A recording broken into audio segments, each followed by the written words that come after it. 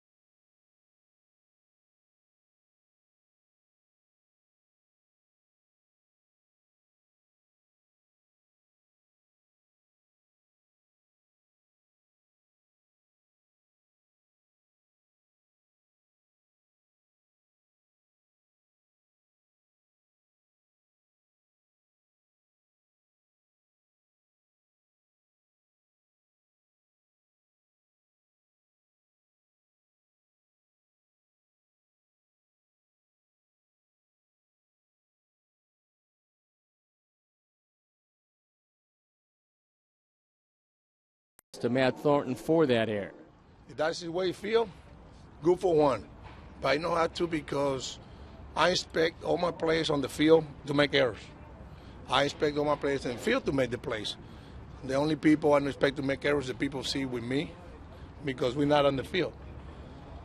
That was nice of Juan, but I don't think it was necessary. And I know Juan very well. You're talking about a very professional man. In all this year I've been around these games, one of the top three. But like I said, the play last night was easy play. I'm not protecting one either. You don't need my protection. Tonight, Adam Dunn makes his reemergence back in the lineup. This is his first appearance in a White Sox uniform here at U.S. Cellular Field. This guy got to make good contact 50 times. That's a lot of money. You know, to make contact 50 times, that's 50 home runs. You can pay a lot. Out of 500 at bat, you can fill 450. That's a good percentage. But no, I'm not worried about him. He will strike out a lot. He will walk a lot. When he make contact, it'll be fun. We'll be back with tonight's game between the Sox and the A's right after these messages.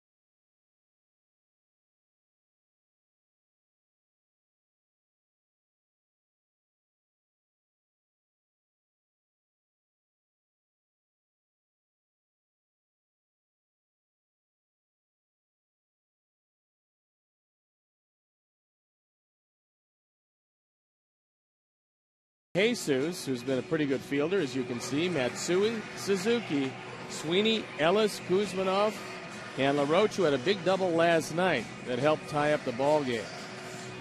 The defense and how they're going to line up behind Edwin Jackson, left to right, Pierre Rios and Quinton in the infield. Martin gets a start at third base with Ramirez, Vizquel, Canerco, and A.J. Pierzynski behind the plate. On the hill is Edwin Jackson, who's been almost letter perfect through 2 starts, 2-0, the ERA under 2. Opponent sitting a paltry 173.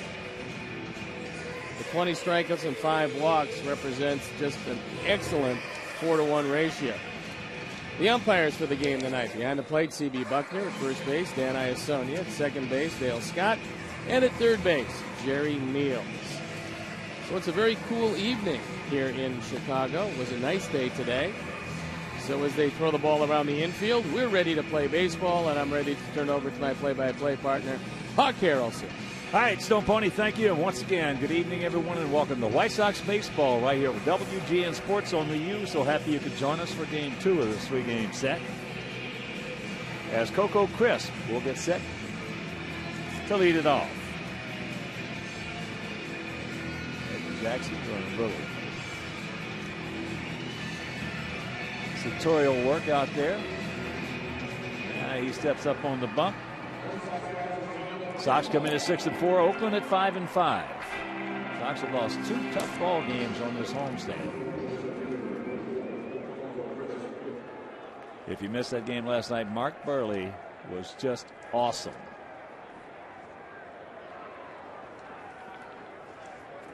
So Edwin Jackson ready to crisp. 31-year-old switch hitting center fielder comes in at 237 no homers he's driven in 1. Takes first pitch strike. Want to hold down Oakland, you hold down Coco Crisp because he's by far their leading base stealer. He's 4 for 4 in stolen bases. That fastball high and wide. And besides that, as we mentioned, he has always played well against us. Coco, 297 lifetime hitter with 9 homers, 37 RBIs, and just 276 at bats. There's a bunt, and it's going to kick foul. So the count 1-2, and here at beautiful US Cellular Field, 330 down the left field line, 335 down the right field line. 375 in the gaps and 400 straightaway center as you look at our 32-year-old, just turned 32-year-old southpaw. Boy, he had good stuff last night. Doesn't get much better than what Burley did. He went 8 innings, gave up a couple of hits, no runs, walked 1, fanned 1, and unfortunately got a no decision for his efforts. 1-2 pitch.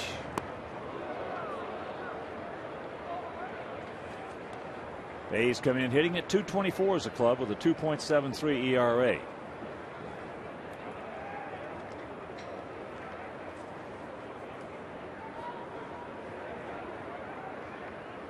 This is the 6th game of a 10-game homestand. He gone.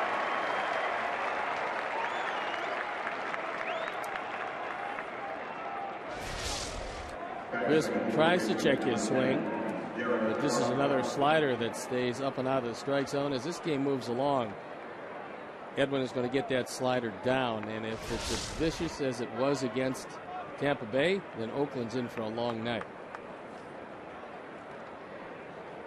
So here's the first baseman, Derek Barton. Takes ball 1. Barton hitting at .200. He was 0 for 3 last night. And lifetime against Edwin, 1 for 2.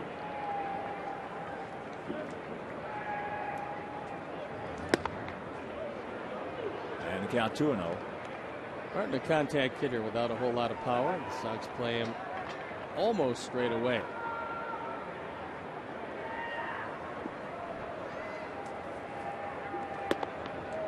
There's the strike.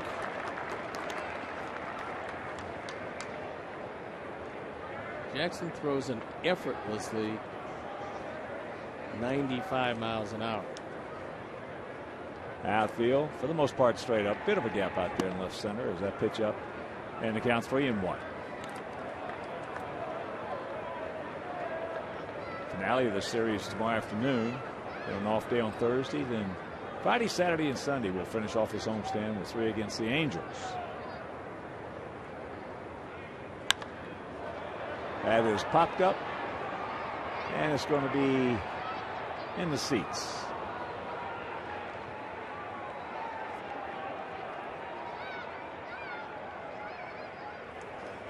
Barton, just 25 years old. Last year with the A's, hit .273, 10 homers, and drove in 57.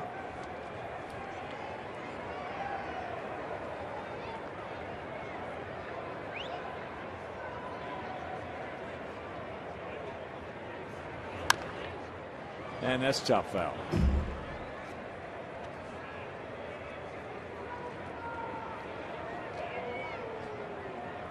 Barton originally coming up with St. Louis Cardinal organization, but they're not in need of a first baseman as you look at David DeJesus, who's in the on-deck circle.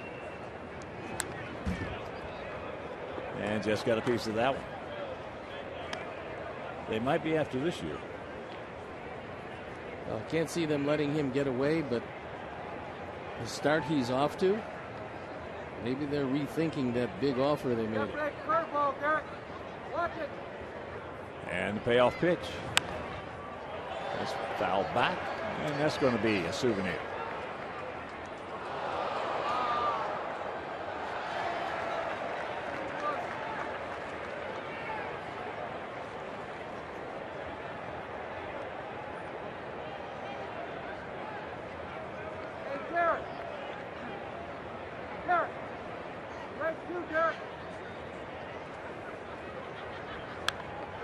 And another foul ball. Good battle between Jackson and Barton.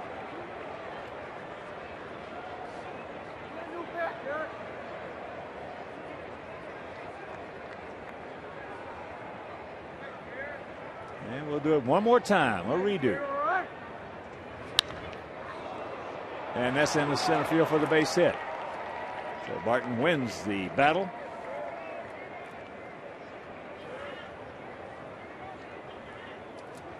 The more pitches you see, the more dangerous you become. And here is DeJesus. David comes in hitting at .250, no homers. He's driven in 3. Came over from Kansas City, where he spent a great deal of his career. And they brought him over as a contact hitter and a guy who can play all 3 outfield positions and play them pretty well.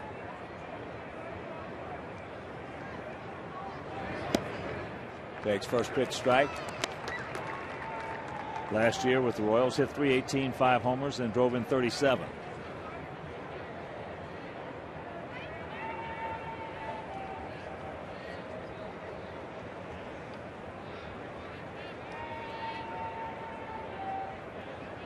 Gap out there in right center.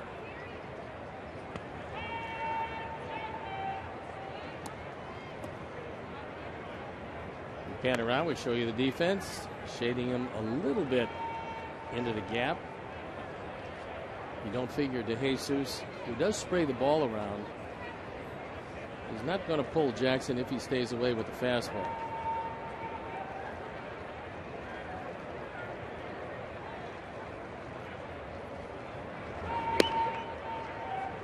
He's having trouble getting that breaking ball, finding a release point. Well, it's a cool evening, and you would hope that the umpires would allow the pitchers to breathe into their hands, get a little moisture on your fingers, and get a better grip on it, as Mike Gallego goes through his set of signs at third base.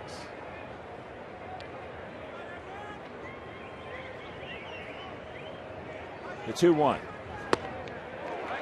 Just threw that one right by him. Matsui on deck. Hideki Matsui. Good player for a long time in pinstripes. Great player in Japan and came over here and became the best clutch hitter in that Yankee lineup for a lot of years. He gone. 2 down. Some high heat right there. 2 pitches out of the zone, and he threw it both by him. You can see the 4th pitch where it is, and the 5th pitch. Neither are strikes, both apparently inviting enough, and DeJesus way late on the fastball.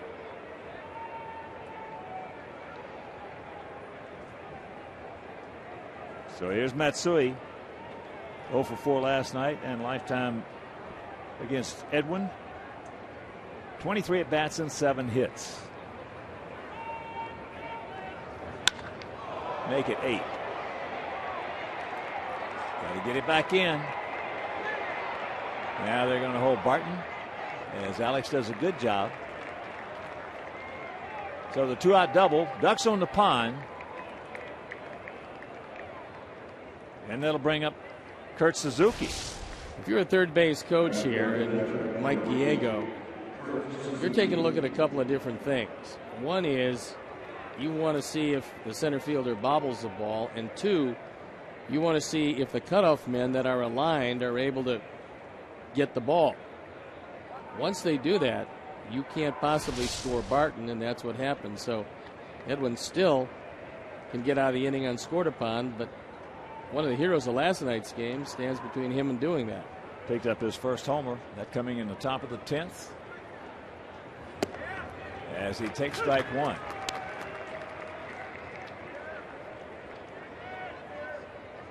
Oakland might play as many, if not more, 1-run in close ball games this year as any team in baseball. And a combination of just exceptional pitching and not a whole lot of hitting. But Edwin is going to have some problems if he doesn't get the feel for that slider. That was a very warm day when he went at Tampa Bay, and it's a little cool here tonight. Every slider's been almost in exactly the same place. They just keep spinning out of his hand.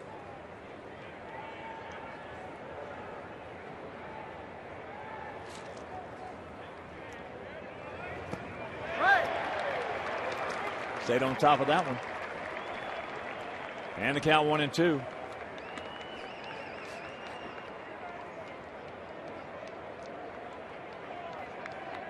Little rain in New York might cool off those Orioles. They got rained out of their game against the Yankees. And the Tigers beat Texas 5-4. And the 1-2 pitch here. Another slider and another one that just came out rolling.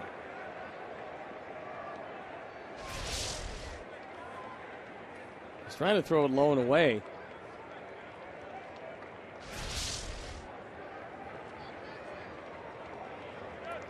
But he's yet to get the feeling.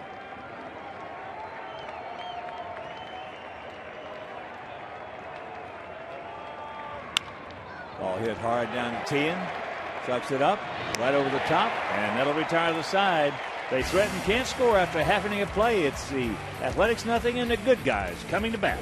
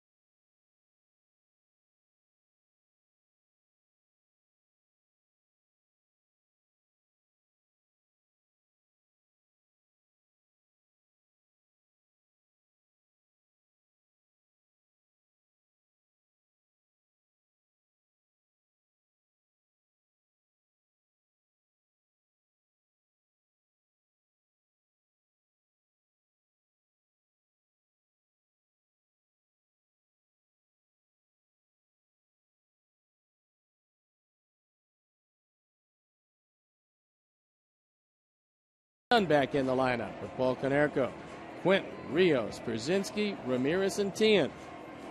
The defense and out of the lineup behind Cahill. Sweeney, Crispin, DeJesus left to right, with Kuzmanov, LaRoche, Ellis, and Barton. Kurt Suzuki behind the plate, and Trevor Cahill on the mound. First time out, he had control issues. Last time out, he was brilliant. There you look at the numbers. Juan Pierre takes it high and wide. And before we show you our picks to click, you at home select yours.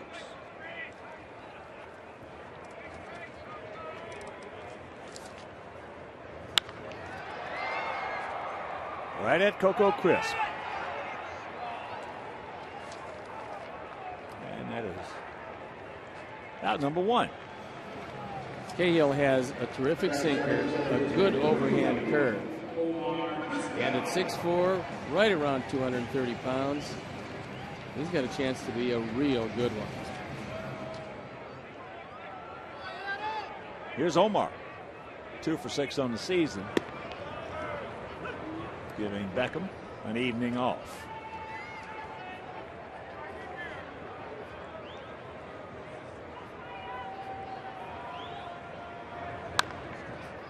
Out in front. Cahill 18-8 last season with a 2.97 ERA at the tender age of 22. That's one of the reasons why they quickly signed him to a $30 million 5-year contract. And not being a dumb organization, they have 2 team options at the tail end of that contract, taking him out of a couple years of free agency. Flips that one into center field. Get down. It will. Thank you very much. A little serve into center for a single. Second hitter on both teams spoiled the no-hitters tonight, as that sinker out of the strike zone, hit off the end of the bat. Found a nice little place to land between LaRoche and Crisp.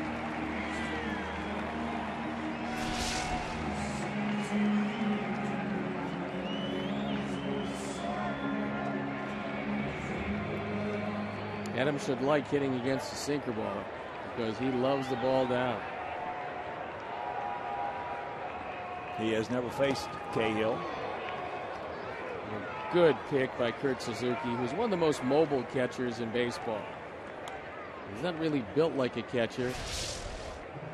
He's a little lean, but you see he didn't backhand it. He moved quickly to his right and then looked to first if he could pick off his scalp. He's been around too long to fall for that.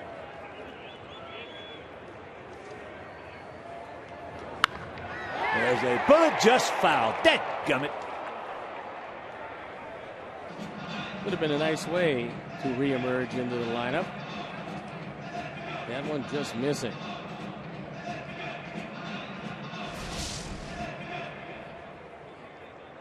Just over the outstretched glove of Barton and just missing. And Dan Iassogna on the call. Ball gets away to Omar. Campbell's down to second base. Second wild pitch of the year. That puts Omar in a scoring position.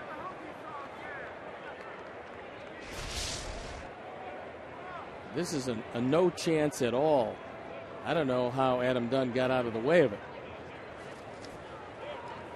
That one thrown right at his kneecap. And went back to the heading.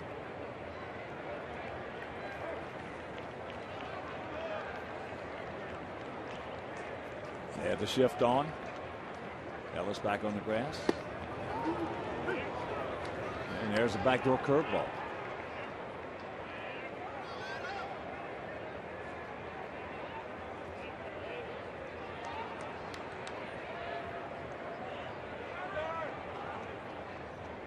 Konerko on deck. Vizquela's second one out in the 2-2 pitch. Just got a piece of that one.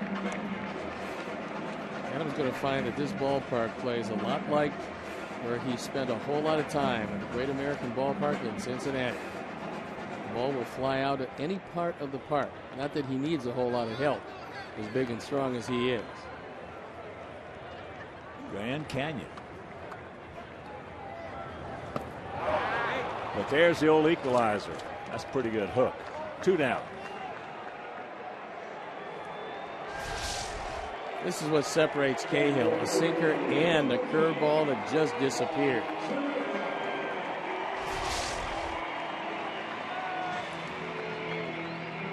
So here's Polly hitting at .421, 3 homers. He's driven in 11.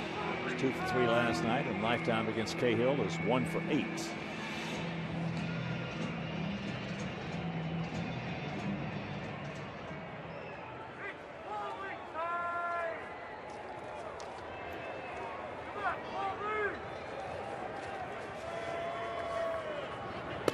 And that ball gets away.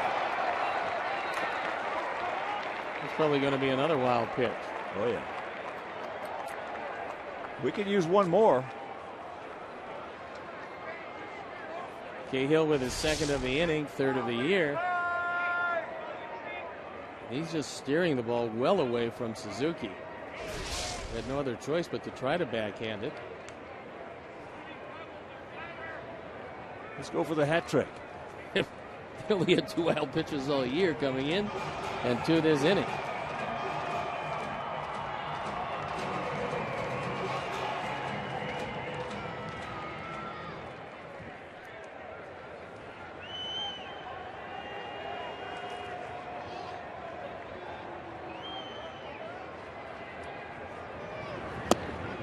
And that curveball's low, 2-0 the count.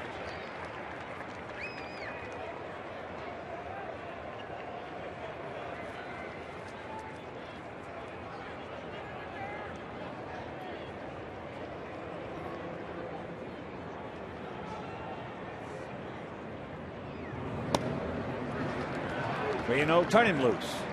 It looks to me like he's absolutely pitching around, Paulie.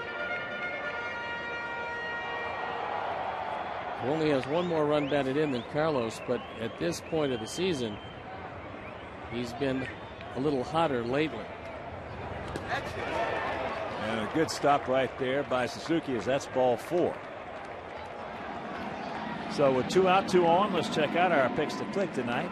Jim and Joe, our directing crew, they went with Juan Pierre. Stone Pony's going with the man coming to the plate right now, Carlos Quentin. And our clubhouse staff guys here at the ballpark: Vinny Fresso, Gabe Morrell, Joe McNamara Jr., Rob Warren. They do such a wonderful job. They're the best. We're going to go with AJ.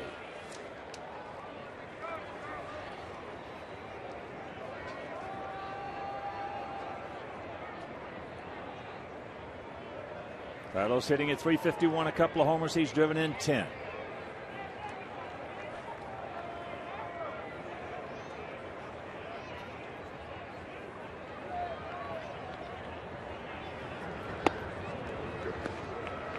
That curveball hangs high and inside.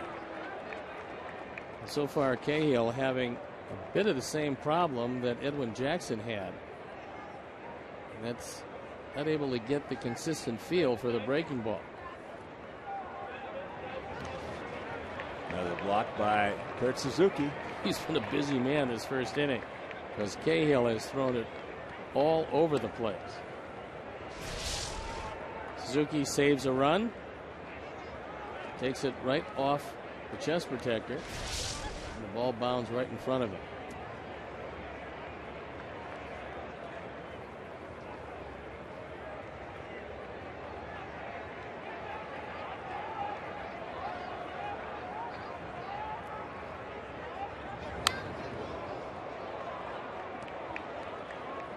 There was a fastball, very hittable. Carlos fouled it right back. 2-1 to count.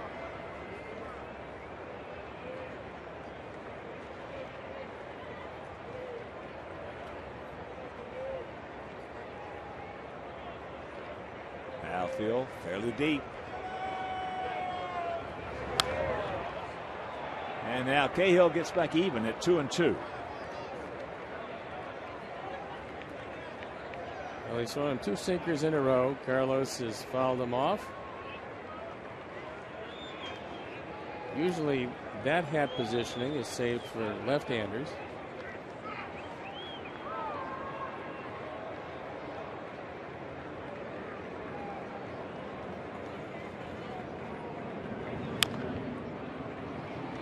And that breaking ball fouled away.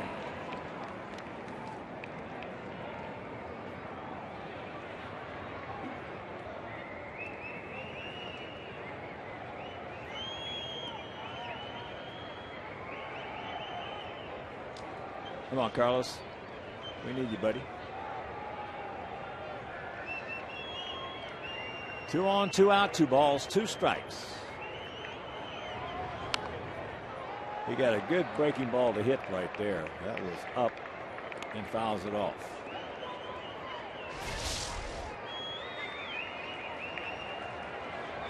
That one was a roller right over the middle of the plate. We're not going to see Cahill do too much of that.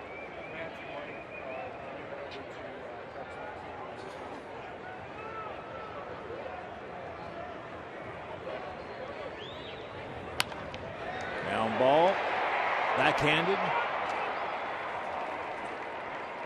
By LaRoche, they get the force on Konerko. That'll retire the side. So we have a first inning threat. Can't score after 1. Nada.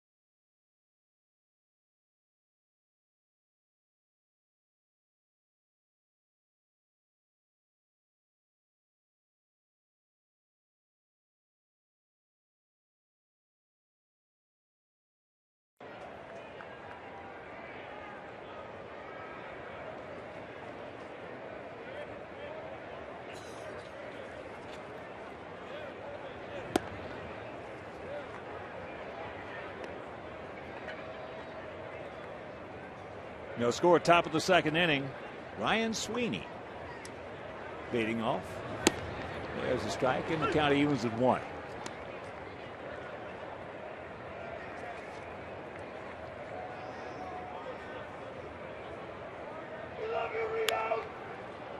That's slicing away and in foul ground. One can't get there. So the count 1-2 for the 26-year-old former White Sox outfielder. Sweeney last year hit .294 for the A's with a homer and 36 RBIs. And lifetime against Jackson is 2 for 6. Again, they got to supply all their power. Josh Willingham is not in the lineup tonight. Got a good pitch to hit right there and didn't do anything with it. Edwin is going to face 5 left-handers.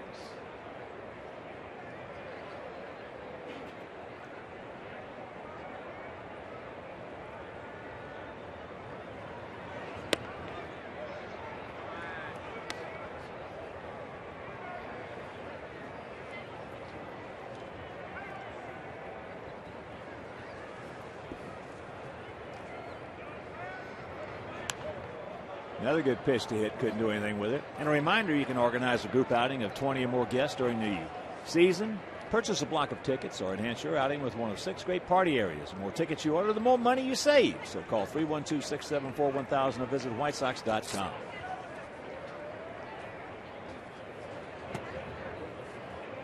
That's low, full count. So far, Edwin has been vulnerable because of his inability to get the slider over the plate. Let's hope it comes to him pretty quickly. Payoff pitch.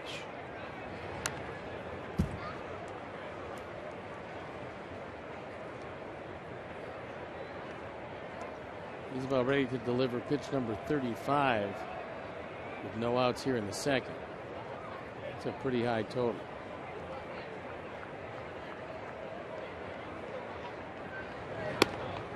And the dreaded leadoff walk.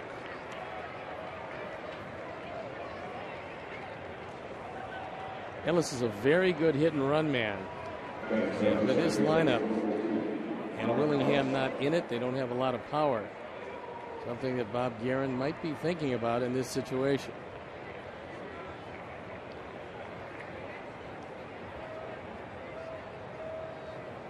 Ellis 0 for 4 last night, comes in hitting at 182.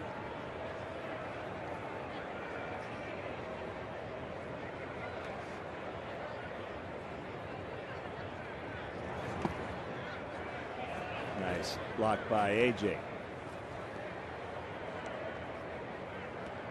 AJ's going out now to have a word with Edwin.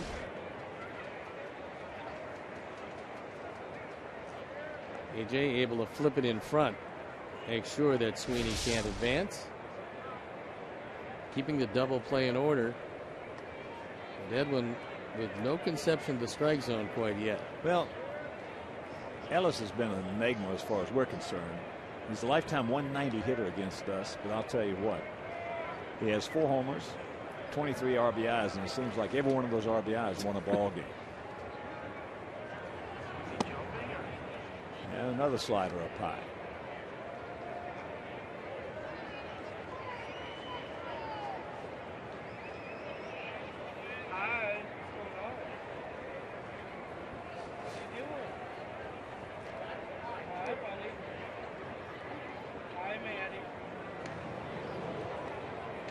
David Price in Tampa Bay leading John Lester and the Red Sox 3-1, top of the 5th at Fenway.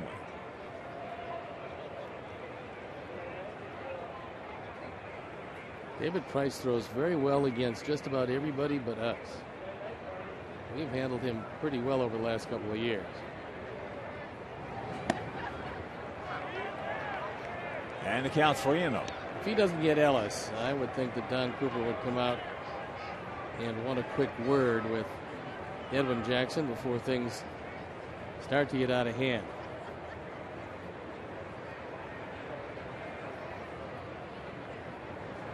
Hey! There's one. Let's see if Guerin decides now to try to stay out of the double play by running with Sweeney.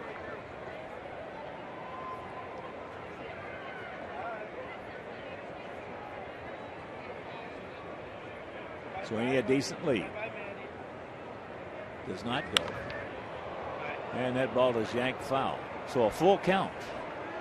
Meanwhile, 40 pitches with nobody out here in the top of the second. Does not make for a long outing normally. Last night with Mark Buehrle going 8. Still a fairly fresh pen. And the payoff. And that's trouble. Nobody's going to get that one. Sweeney's going to score on the double by Ellis. And the more pitches you see, the more dangerous you become.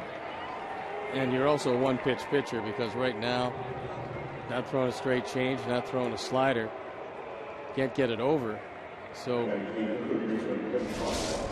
you get a veteran hitter knowing that he's going to get something in the zone at 3-2. The hit and run on, and the 5th run batted in by Ellis.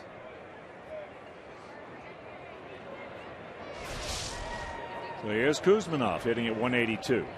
He was 1 for 4 last night, and he has faced Edwin one time, has one hit, and it was a homer.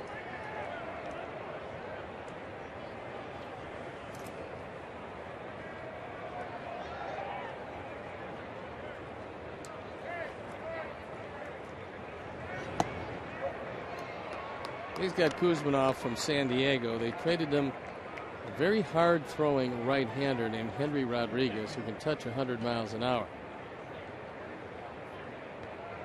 Got Kuzminov back.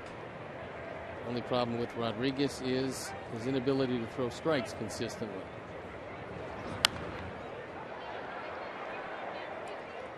One and two the count.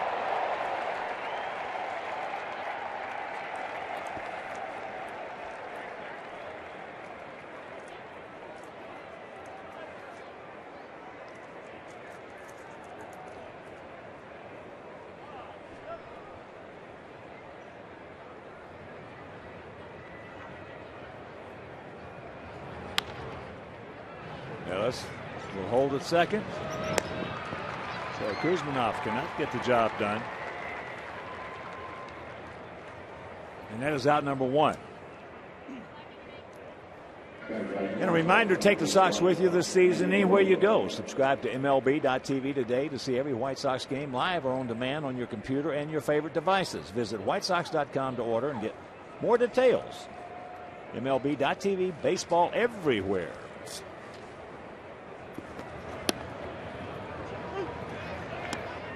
Andy LaRoche takes strike 1.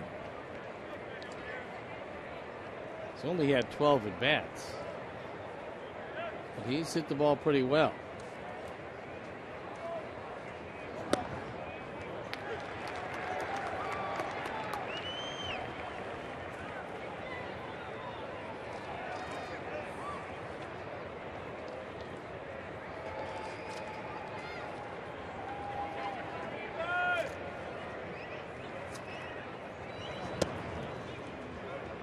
One and two the count.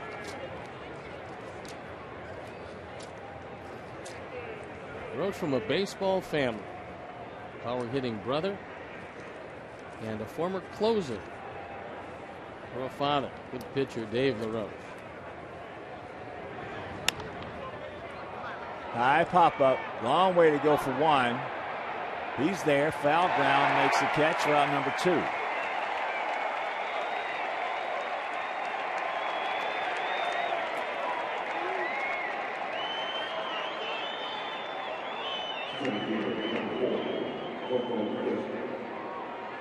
One of the things you got to watch with Crisp is bunting at 10.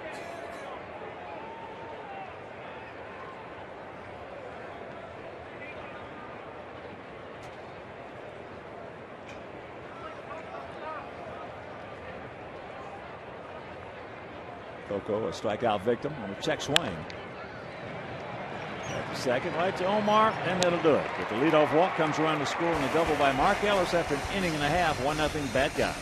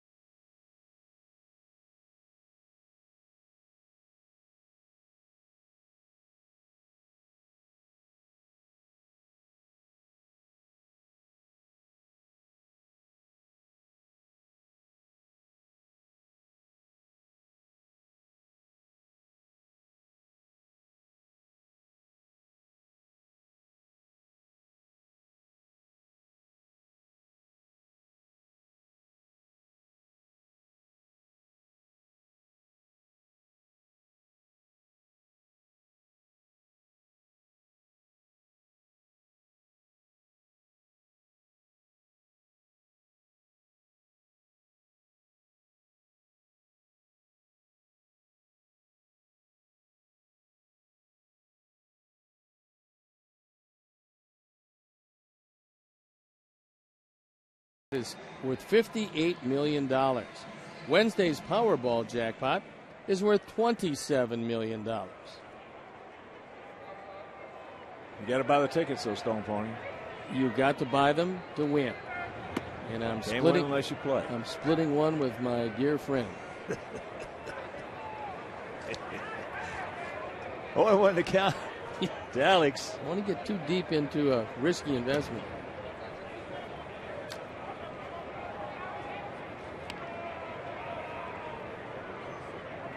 Alex 1 for 4 last night. 3 for 14 lifetime off Cahill. And just checking out our minor league report here. Charlotte off to a pretty good start. They're 5-0. Piazza hitting at .353. Gallagher. Who impressed everybody in spring training, hitting at .412. He was 4 for 4 last night. Viciedo hitting at .294. He hit a homer last night. They're getting a pretty good starting pitcher tomorrow night. Chopper up the middle and into center field. So the leadoff single. Tomorrow night, Jake Peavy is going to go to the hill. And he's on an 80-pitch limit. So he figures to go about 5 innings. And that is going to help determine just how far along he is in his rehab process.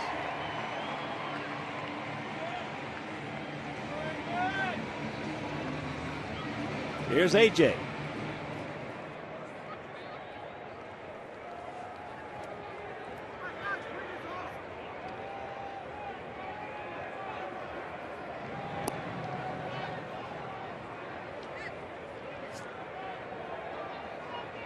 Rios 1 for 2 in stolen bases last year, stole 34.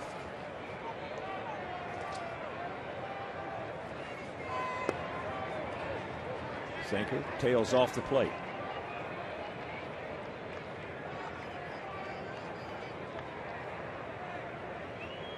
Play AJ straight away in the outfield and pretty much up the middle in the infield. Cahill can't really command the strike zone either. Having the same kind of problems as Edwin Jackson early.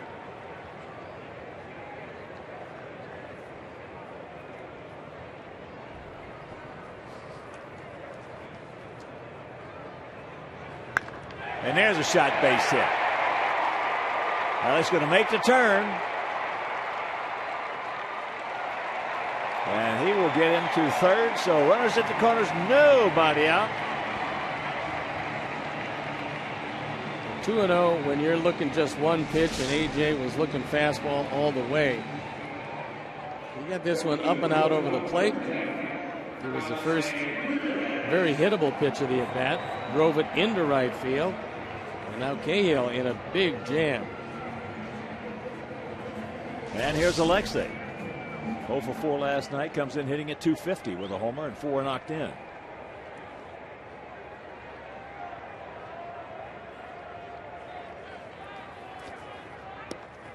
Curveball, a good one.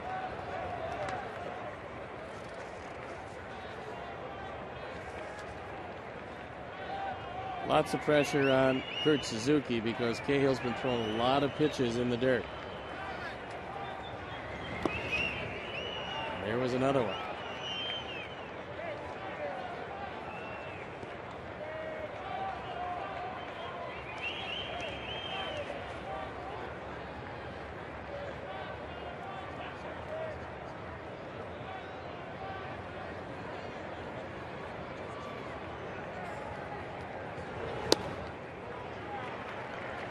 Now the count 2-1.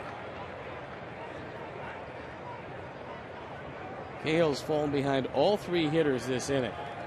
3-1 to Rios. He took it back up the middle. 2-0 to A.J. He drove it into right field. Now 2-1 to Alexei. The ball hit hard. Get up. It will.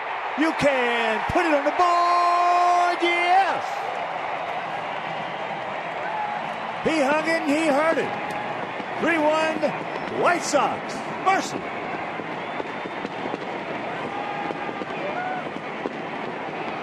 Second home run of the year. Alexei's now driven in 7. And that was a line drive rocket over the back wall of the bullpen.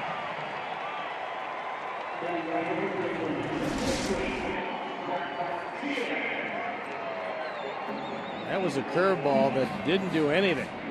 That did? Hung on the inner portion. It went out in a hurry. It went out of here in a heartbeat. So here's Tien. Mark.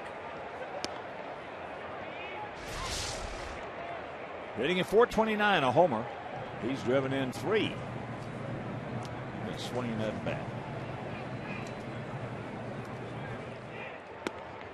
And the count 2-0, and of course with that home run by Ramirez, the Alex Nellius family will donate $100 to White Sox charities for every Sox homer hit throughout the course of the season.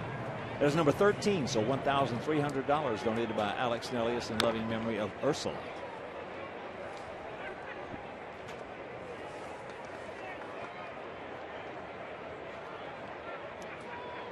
Mark 6 for 14 on the season.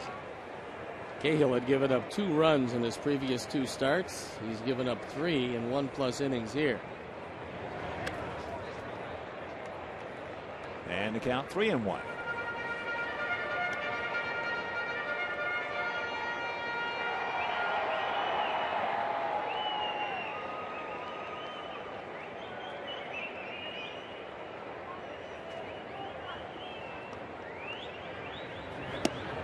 And that's ball 4. Don't help him out, boys, and don't stop now.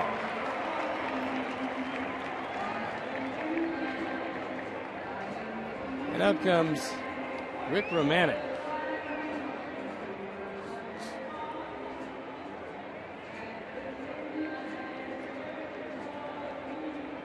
Wants to have a talk with this young right-hander who hasn't struggled like this in quite some time.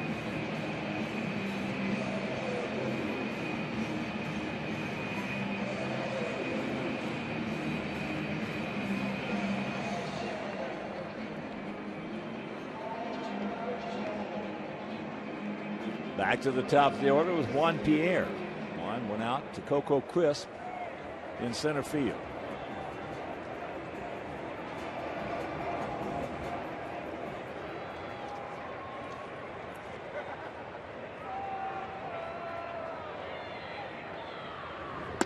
Takes the bunt, takes the ball. 3-4-0 for our guys, 1-3-0 for their guys. If you're just tuning in here in the bottom of the second inning.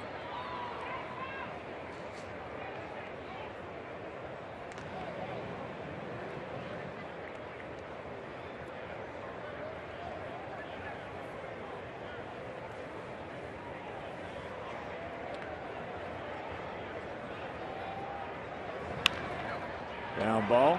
LaRoche over to Ellis. They can't get him. Good try. Good effort.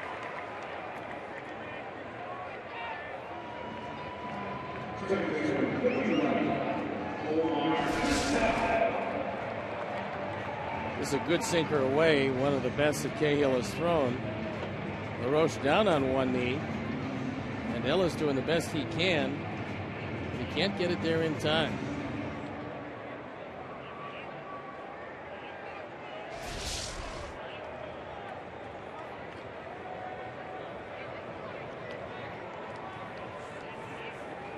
So good speed at first, and here's Omar. Omar flipped a little single in the center field back in the first inning.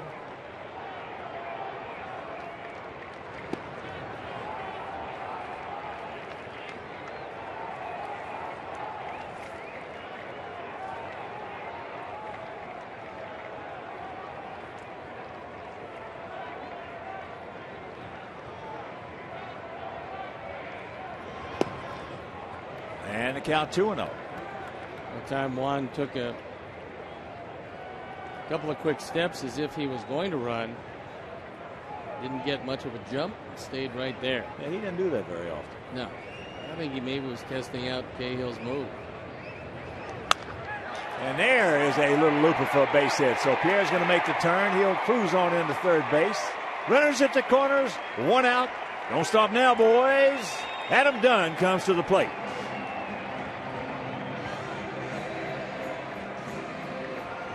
Omar 2 for 2. Neither hit very hard, but both hit effectively. This one off the end of the bat.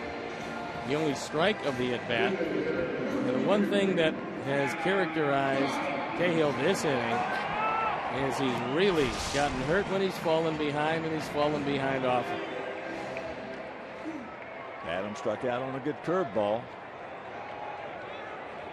Outfield straight up, spread out, and deep.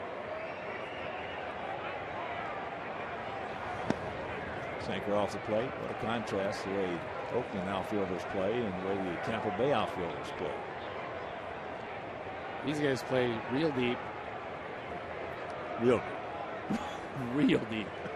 And P.J. Upton plays a deep shortstop in center field. And Sam Full, this moment, shortstop and left.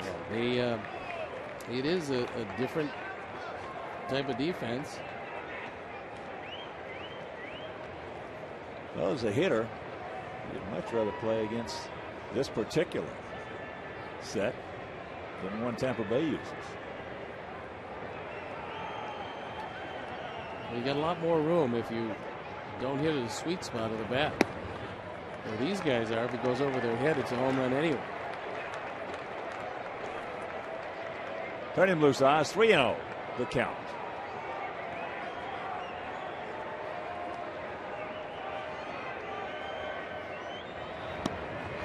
And there's ball 4. That'll load him up for Paulie.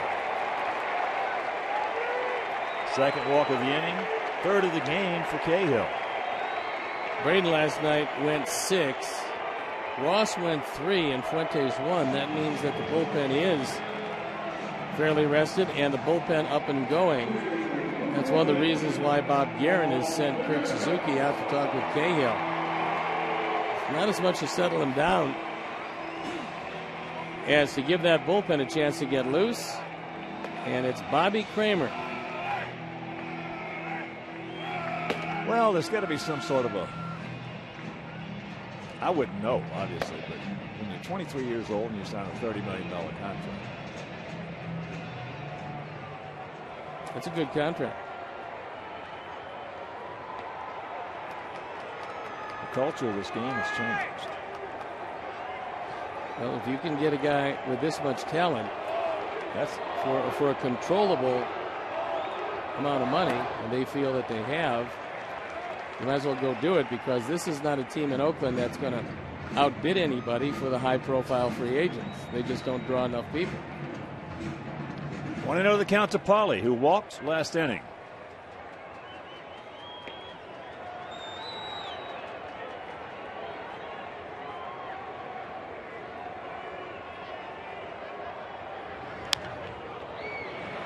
Fouls that one off.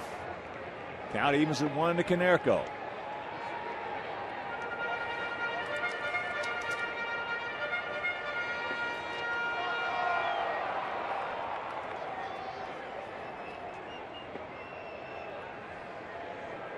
Take a look at Derek Barton and Adam Dunn. They get a little closer, and Dunn makes him look like one of the 7 dwarfs.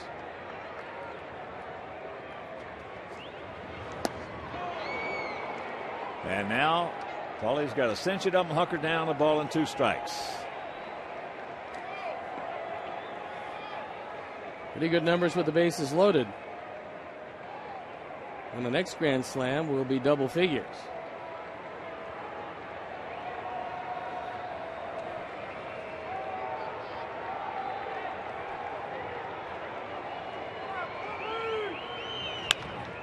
Down ball, backhanded. Ellis can't turn it. Pierre scores, and it's a 4-1 Sox lead. RBI number 12 for Konerko.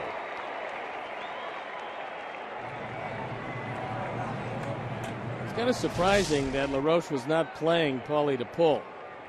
The reason being that you throw that sinker low and in, which is what Cahill likes to do, and he's going to pull that ball. That was a real good pick at second base by Ellis. But Dunn went in there hard enough to disrupt the throw.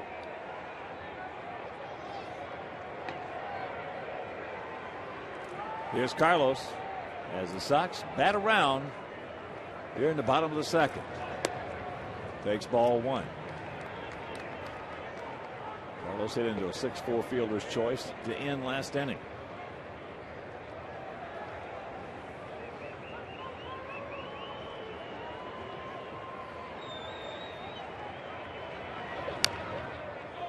Good sinker.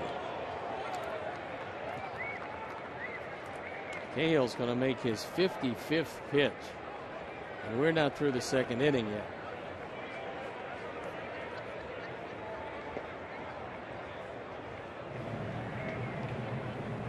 Edwin struggled with his control, but he's seen his team put a 4 spot up here in the 2nd. Down ball. LaRoche has got him. Over to Ellis, and that'll retire the side. But a nice crooked number goes up on that board. We'll go to the 3rd, leading 4-1.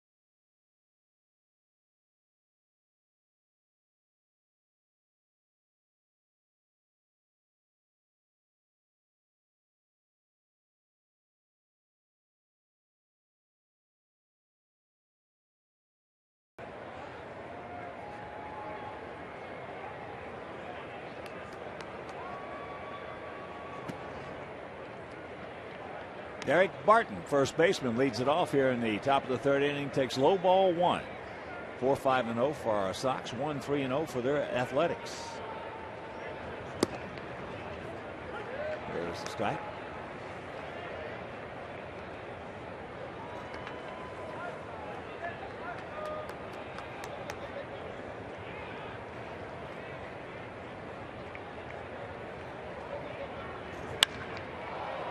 It's high and deep in the left field.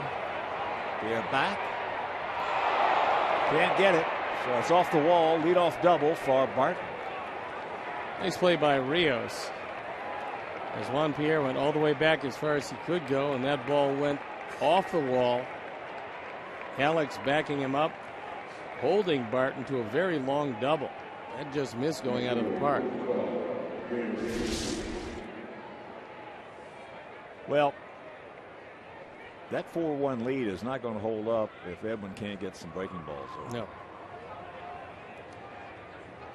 That ball,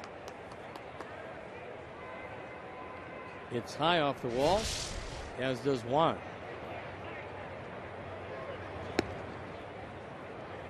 DeJesus struck out on a high and wide fastball.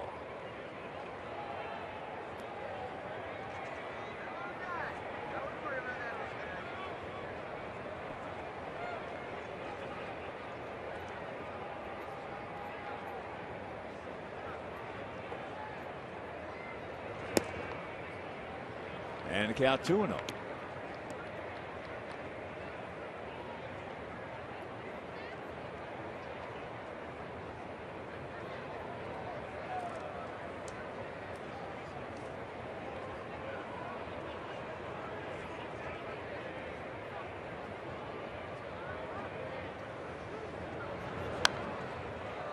Big grip by DeJesus.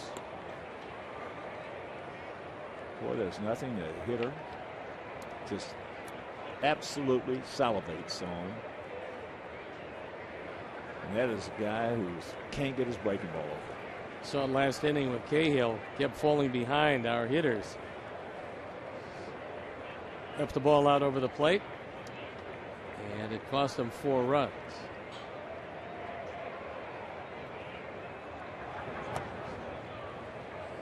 And the count 3-1.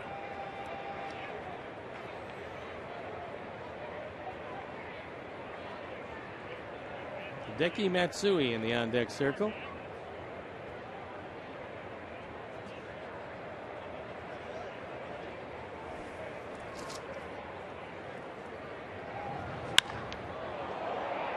That's high and deep. Barton will tag as Alex will make the catch. So Barton will go into third. 1 out. I'll check a few scores for you. Washington leading the Phillies 5-1, bottom of the 7th in D.C. 5-0. Atlanta shutting out Marlins. That's after 7 down in Georgia. Bottom of the 6th at Fenway. Tampa Bay still leading 3-1. Houston shutting out the Cubs 5-0. Bottom of the 3rd at the Juice Box. Minnesota 1, Kansas City 0. Top of the 4th at Target Field.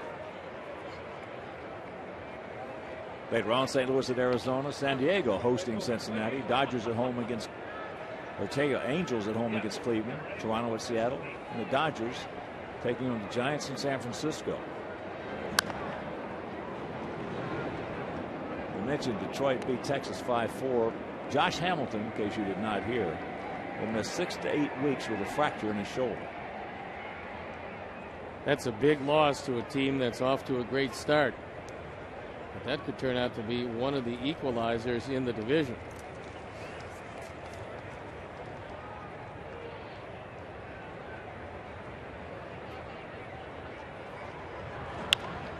Ground ball. Edwin is there as Barton scores, and it's a 4-2 Sox lead.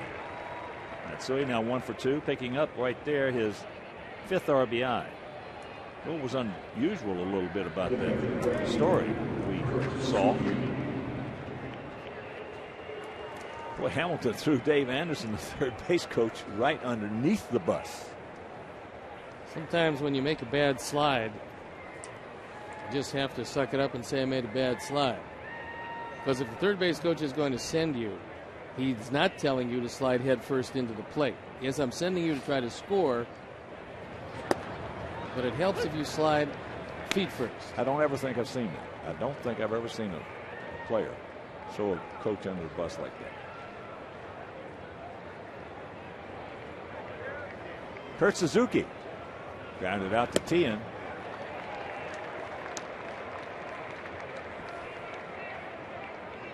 One of your former teammates, Ray Fosse, came in. We were talking about guys going head first into the plate in a different era of this game, and there wouldn't be many players left if they did that.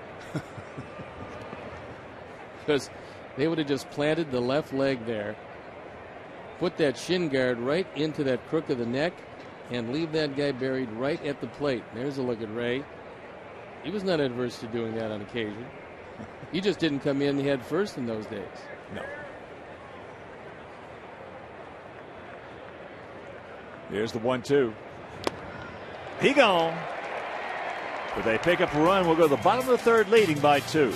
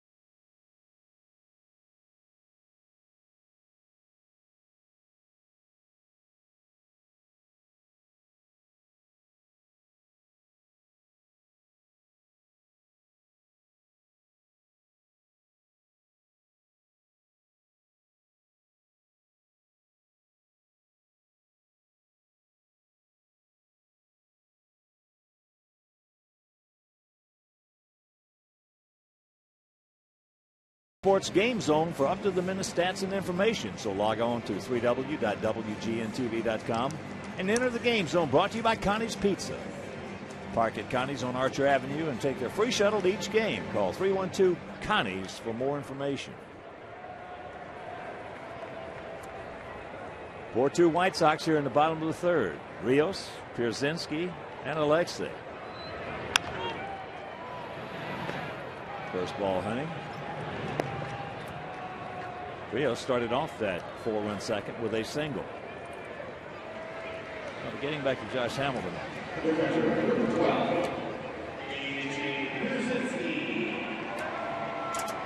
Talking about third base coach Anderson, Hamilton said, "It was a stupid play. I was thinking, I don't want to do this. Something is going to happen. I listened to my coach." Well, if you know something's going to happen before it happens, and your coach waves you, just stop and tell him, "Look, something's going to happen. I can't score." I mean, it's as simple as that. He wouldn't have been lost for 6 to 8 weeks. He said, "I definitely shouldn't have gone. It would have been different if they had been closer to where I was. If they had a good angle, cut me off." AJ has crisp. That's another. AJ is having a lot of hang woofings. He singled sharply in the right field and scored last inning. Very good play by Coco Crisp, who, when he is healthy, is one of the better center fielders around. But last year he played in 75 games. Head first slide, broke his finger, came back, played some games, did it a second time. Here's Alexei. Hit a 3-run homer. Got a hanging curve ball from Cahill and just ripped it out of here. A shot.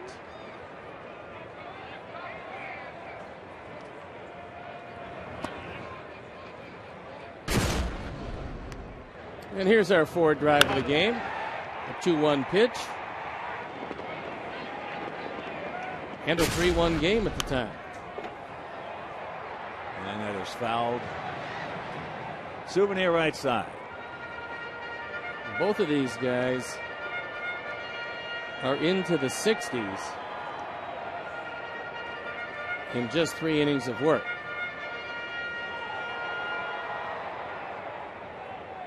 Cahill about ready to deliver pitch number 63. There's a strike to even the count at 2.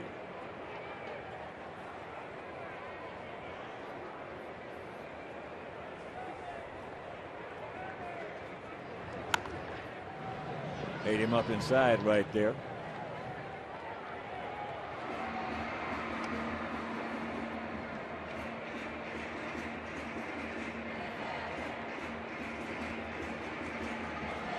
Martini in the on-deck circle in case Alexei can keep it alive.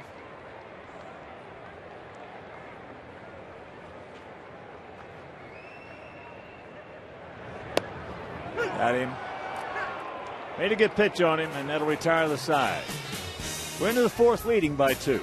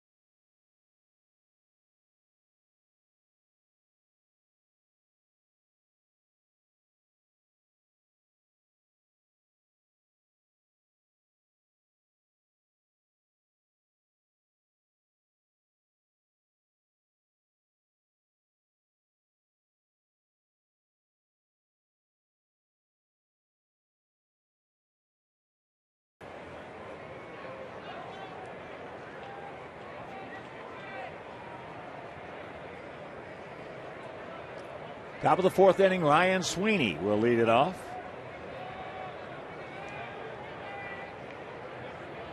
Ryan playing left field, walked and scored back in the 2nd. Edwin could use a minimum of pitches here in the 4th inning.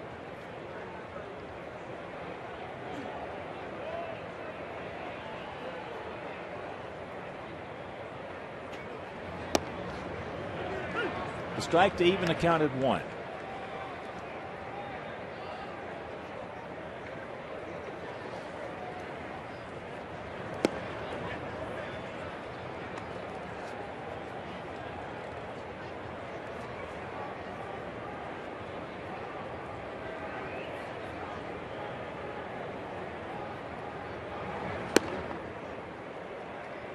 And it counts 3-1.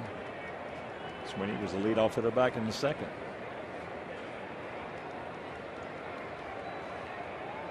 That's when Mark Ellis doubled him in on a 3-2 count. And once again, the dreaded leadoff walk. And here comes Don Cooper. He wants to talk with Edwin Jackson, who's really fought his control all night tonight. And while we have a moment, a reminder, White Sox fans, come out to U.S. Cellular Field on Sunday, April 17th at 1:10 p.m. for Kids Day. Celebration of Spring and Gordon Beckham wall cleans presented by Radio Disney. Now, the first 10,000 kids 13 and under will receive a Gordon Beckham wall clean, courtesy of Radio Disney.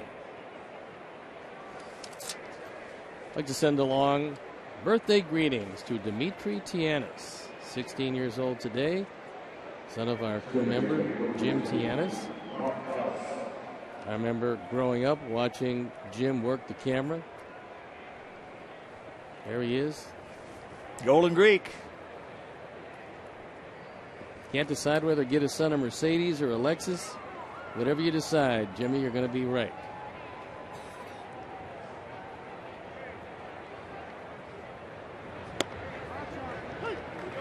Better think about with gas prices the way they are. Something with 2 wheels and handlebars. That's a little better. Maybe a golf cart. Something you can plug in.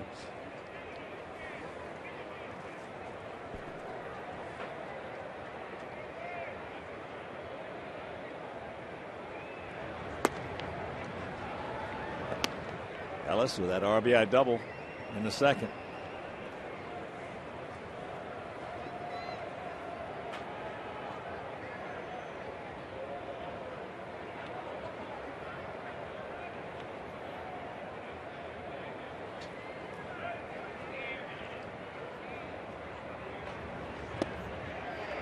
Can't get it. And the count 1-2.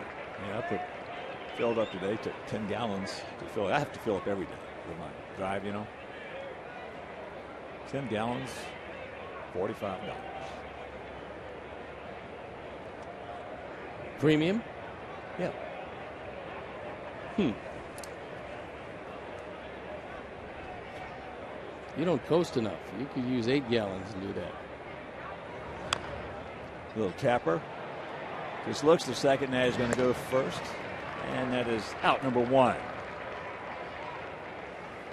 Well, a good choice by A.J. because you don't want to open the door for a big inning if you don't get Sweeney at second base.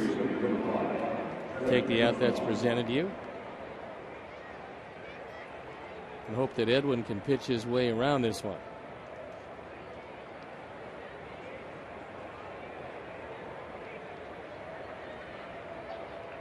Kuzmanov grounded out to short his first trip.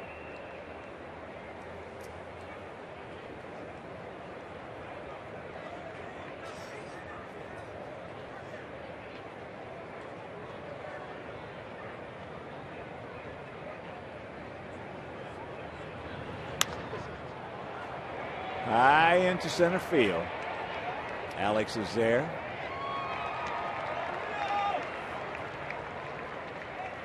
And that's out number 2. So 2 down to the shortstop, Andy LaRoche, who popped up to Juan Pierre. That Tampa Bay Boston game now in the bottom of the 7th. Tampa Bay leading 3-2.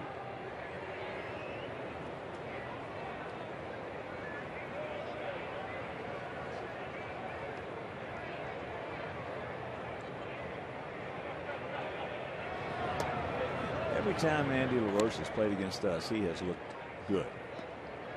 When he was with the Dodgers, he's never really been able to nail down one spot for any length of time. He was with Pittsburgh when we played them. He looked good. Big, strong guy. And the count 2-0.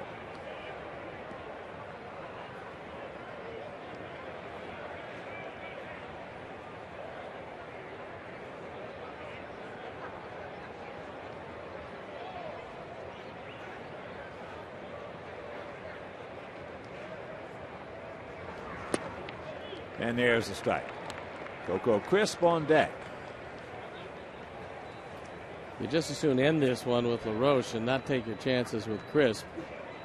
He's a much better hitter from the left side than he is from the right side.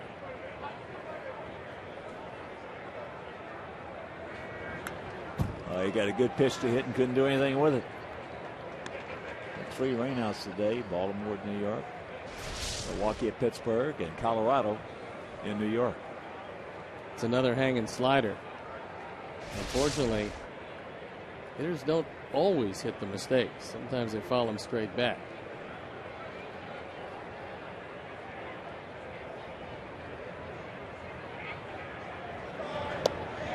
He gone. He pitches over the leadoff walk. We'll go to the bottom of the 4th. 4-2 good guys.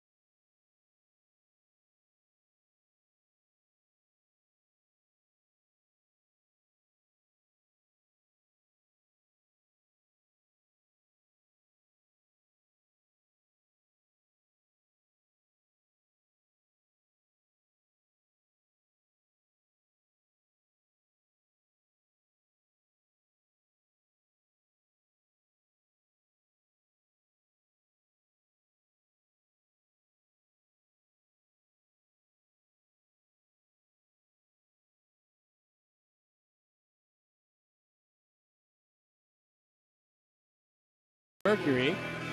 Tomorrow, these same A's will wrap up the series in a day game, and then the Angels come to town Friday night, Saturday afternoon.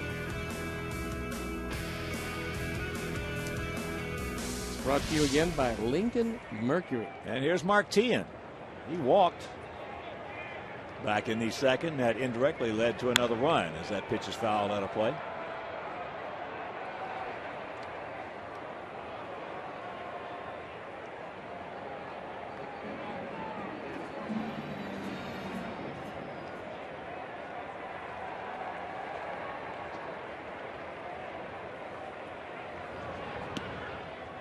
Way outside.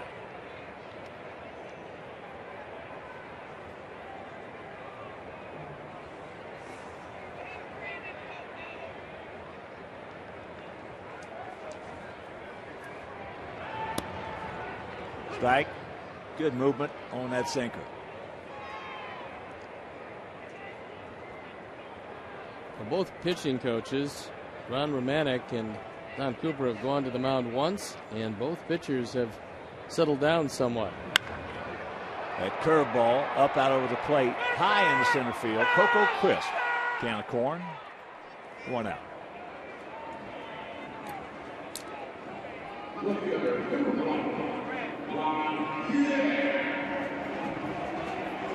So here's Juan Pierre. 0 for 2, but he has scored a run.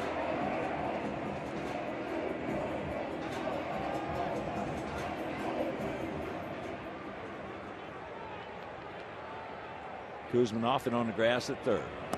That sinker down low. When Cahill throws a sinker at 90-91, it's pretty good. But when he throws at 88, it's real good. Well, usually as a sinker baller moves along, the ball will move a lot better because he doesn't have that adrenaline that he has when the game starts. He's not as strong. He has a more fluid motion. In the case of Cahill, you don't find many curveball sinker pitchers. You find sinker slider pitchers. You've seen a lot of those. That ball hit into left field. Sweeney. 2 down. No. Cahill's about as good a sinker curveball pitcher as you want to see. I'm talking about a good curveball and a good sinker. Well, that's one of the reasons why, for a decent but not an overwhelming Oakland team last year, he had just a remarkable season and turned it into $30 million. Omar's 2 for 2. What new?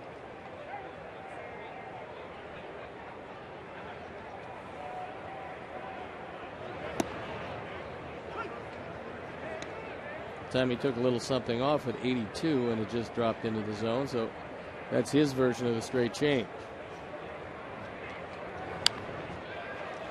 Minnesota has taken a 3-2 lead over Kansas City after 4 at Target Field.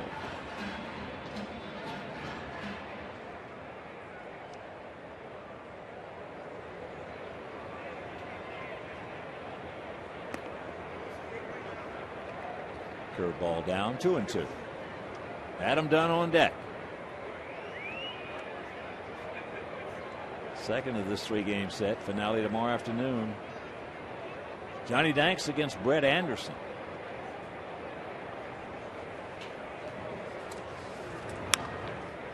And that's right off the end of the bat. So make your plans to be with us here at the ballpark. If you can't, that game will be over Comcast Sportsnet. And an off day on Thursday. Then Friday, Saturday, and Sunday, the Angels come to town. On Friday, Jared Weaver against Phil Humber. On Saturday, it'll be to be announced for the Halos against Gavin Floyd. In the finale of this 10-game homestand on Sunday, Mark Burley against Dan Herron. I was kind of hoping we missed Jared Weaver. Nice play right there by the first baseman, Derek Martin. So that is another 1-2-3 inning, and we're into the 5th, leading 4-2.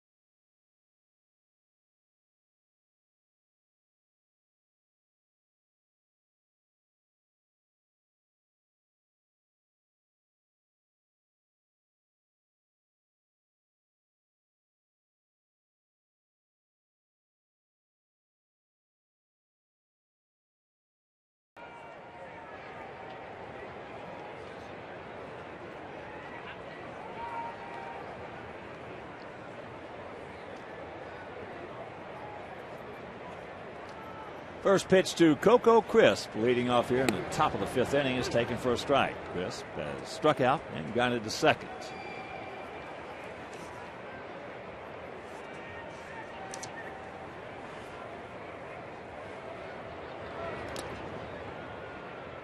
One and one to count to the 31-year-old switch hitter.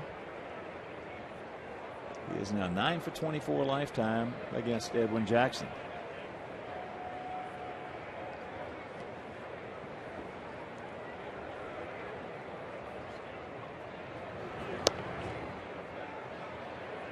Folks didn't get it. Pretty good idea. Took a little something off, but C.B. Buckner thought it was too far inside. And the count 3-1. If you walk this guy, you're throwing a double.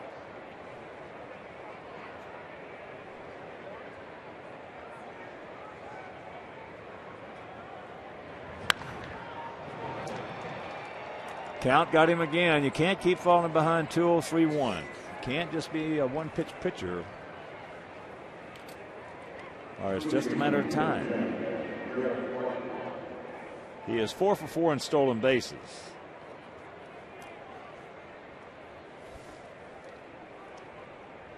And here's Barton. He's been munching up on the counts and the one-pitch scenario. He has singled and he has doubled.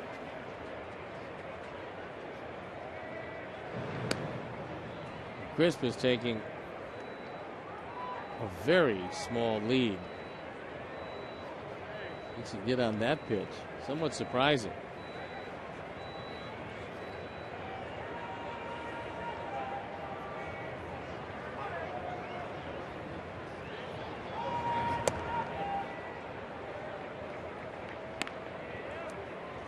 Regardless of who's over there, you still got to get the hitter.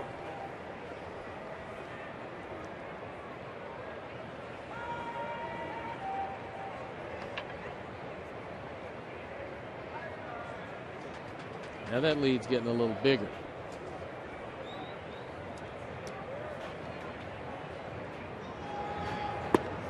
There's the strike to even the count at 1.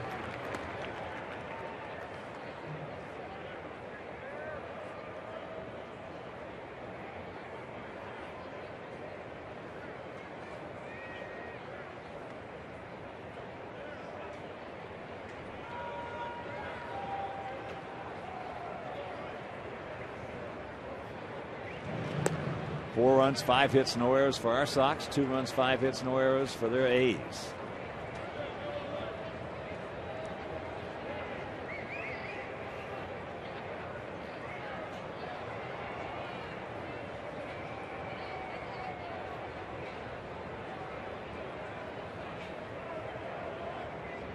A little bigger lead now. And he just got a piece of that. 1-2. Well, Crisp tried his hand at a walking lead, and then Edwin didn't deliver the ball. Then he stopped him. You can't allow any base runner to get a walking lead and have his momentum going toward the next base, or it's almost impossible to throw him out.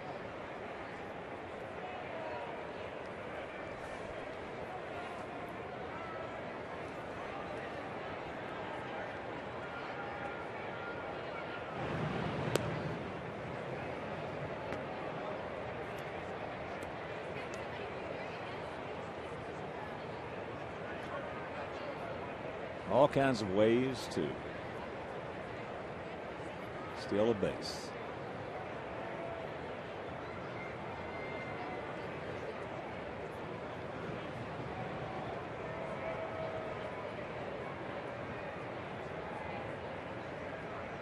That last particular fake is not going to frighten a base runner.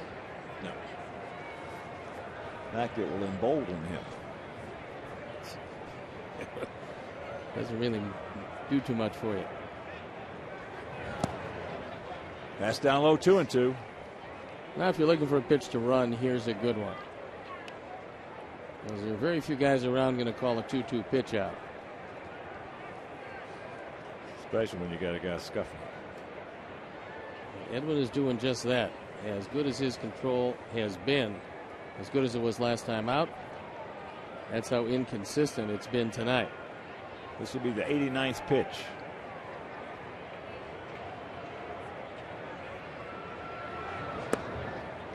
You got to get the hitter, Edwin. You cannot worry about Coco Crisp.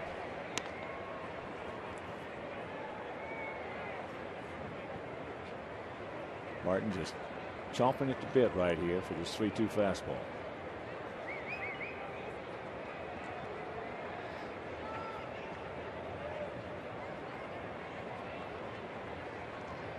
Go over to first. Nope. Edwin is not what you would call a good defender. No, because he vacates the mound. And that ball was hit right over the mound. Alexei was there, but had the ball go right by him. Edwin turns his back. That ball has got to be flagged down by the pitcher, but if you turn your back, you can't see it. So a big jam right here brewing for Edwin. As here's De Jesus, who has struck out and gone out to center. One of the things Edwin has to do is take a couple of looks back at Crisp at second base.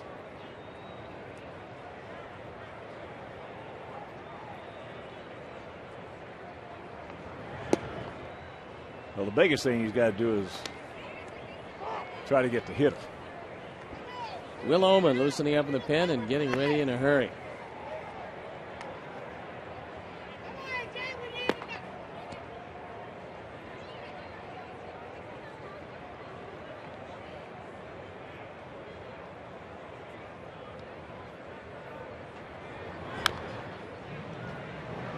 Fouls that one away to even the count at 1.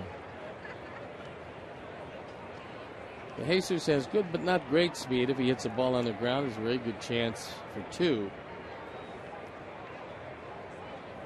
Hard to believe in 4+ innings, Edwin about to deliver his 93rd pitch.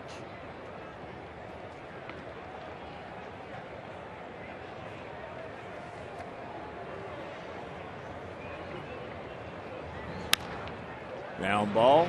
Omar. Alexei. Rack him up. 2 down. Good solid play. You threw a ground ball when you had to. And then Omar just shovels it across. Good solid throw by Alexei. And they've got De Jesus by a good 2 steps. Now 1 out away from getting out of the inning and getting out of a tremendous jam. And you got a tough customer at the plate in Matsui, who is 1 for 2 with a double and an RBI.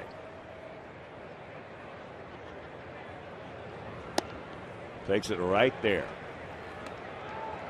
Well, if Edwin's slider was the way it has been, that's where he would handle Matsui, with that slider low and in.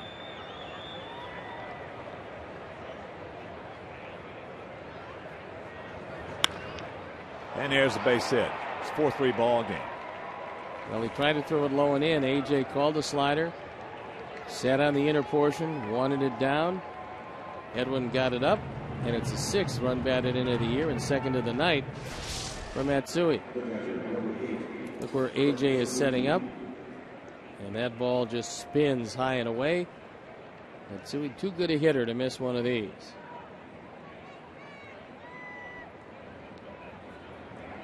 Here's Suzuki. He has grounded to third and struck out.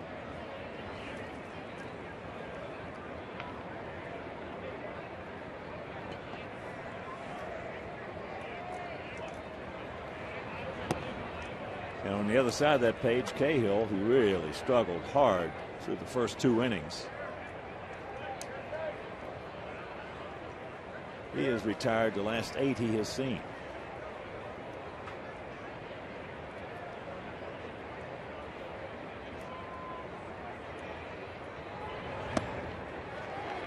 And the count 1-1.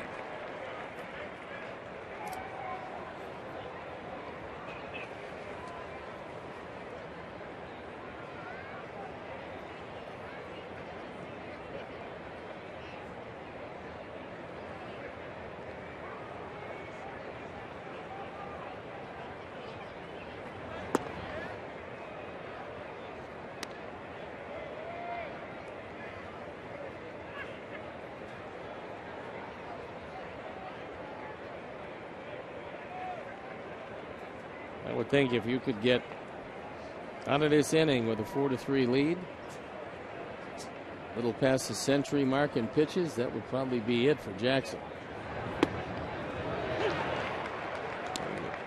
Slider strike. 2-2. Even those strikes are hanging on the inside part of the plate with the slider.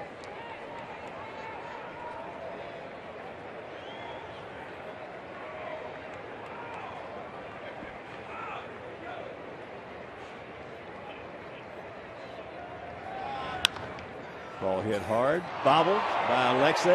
Everybody's going to be safe, so it'll be an error. His third error.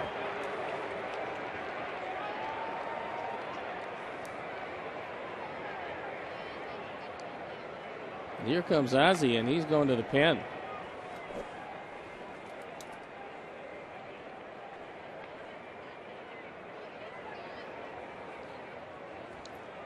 So Will Oman's going to come into this one with runners at first and second. Edwin Jackson is going to depart at the 100 pitch mark. Not a very happy man, and we'll be back after these messages.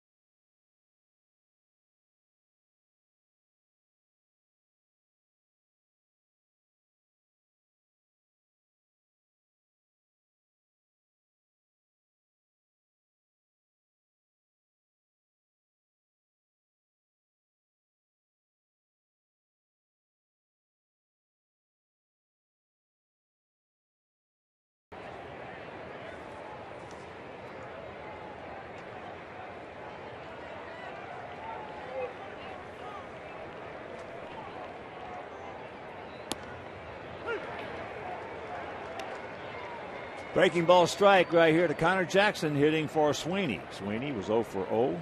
2 walks and a run scored. Will Oman comes into the game. The tying run at second base, the go-ahead run at first. In a key spot.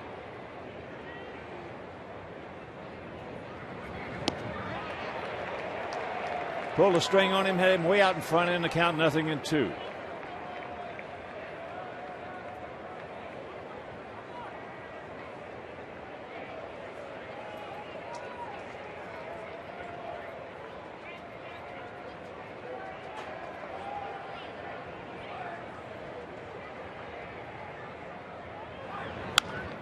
Ground ball right to the bag goes Mark, and that'll retire the side, but they come up with one. We're halfway home, leading by 1.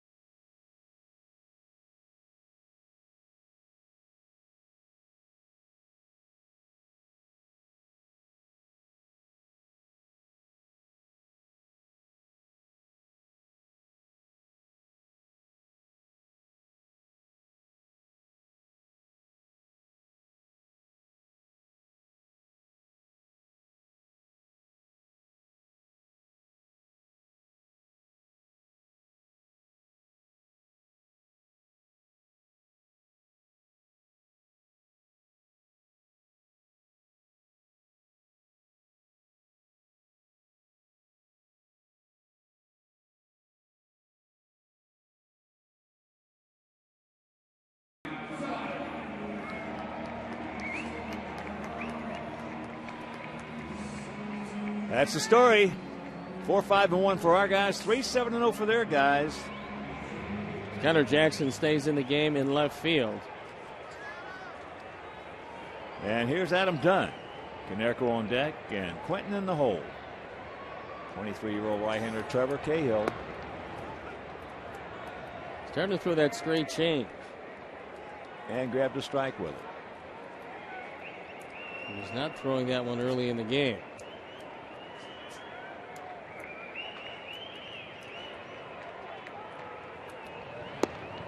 Sinker off the plate.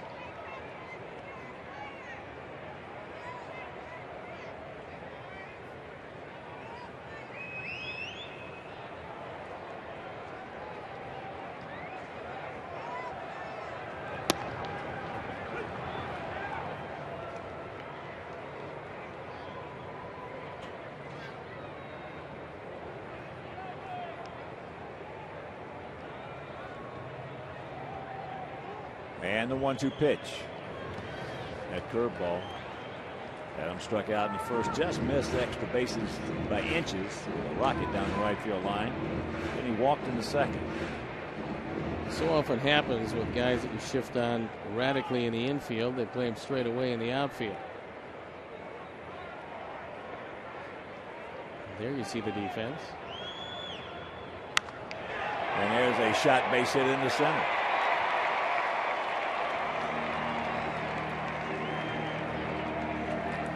And Chicagoland viewers, how would you like to win five $5 footlongs from Subway?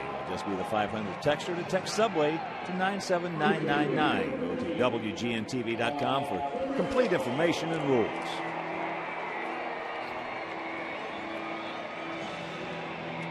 Here's Paulie. Paulie has walked and hit into a force play that drove in a run. So Konerko now 12 RBIs on the season.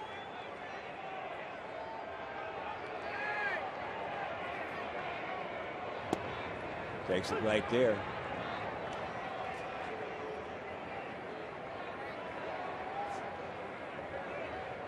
Once again, LaRoche is playing him straight up in the infield. If you throw sinkers in, Paul's going to pull that ball.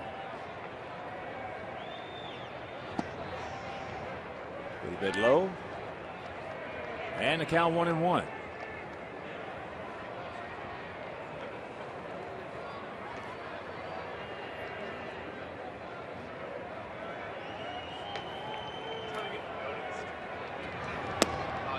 Now check it up. Pull the string on it. Nice motion with that changeup. And good movement.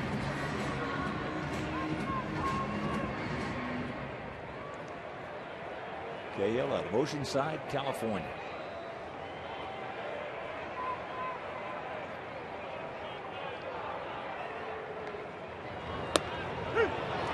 Got him on the outside corner, says Buckman.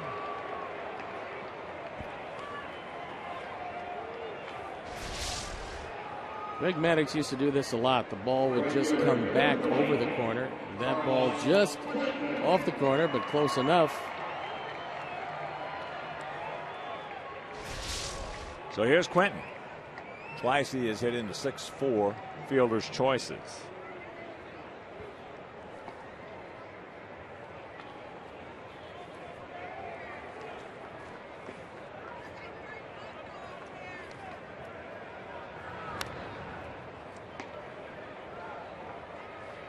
And a reminder, don't miss your chance to play catch on the field at Family Field Day on Saturday, May 14th. Also shop for White Sox memorabilia at the garage sale. Proceeds benefit White Sox charities. Space is limited, so sign up now. Visit whitesox.com for more information.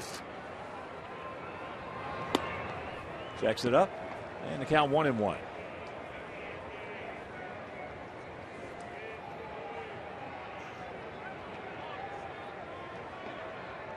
It's almost impossible for Cahill to throw anything straight. Boy, he has got some severe movement. Whether it's the changeup, and he's gone away from the curveball now, but his sinker has gotten better, and everything either moves down and in. And the count 3-1. In that case, he threw another changeup, but he missed well wide of the plate. That's what he was doing a whole lot early. And the left-hander, the veteran left-hander, the well-educated left-hander, Craig Breslow, loosening in the pen. As is Tony Pena.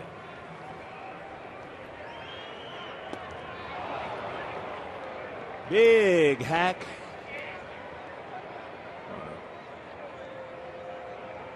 No contact.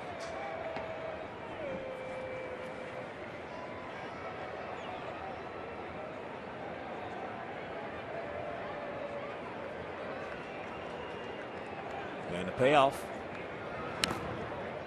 Just did get a piece of it. Alex Rios on deck. Cahill creeping into the mid-90s. That's the reason the bullpen is up and going.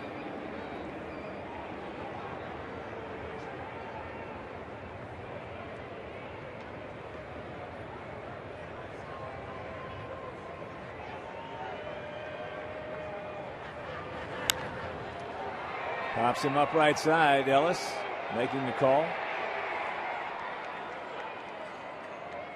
2 down. So it's up to Alex Rios. Alex singled and scored back in the second. In fact, he started off that 4-run second.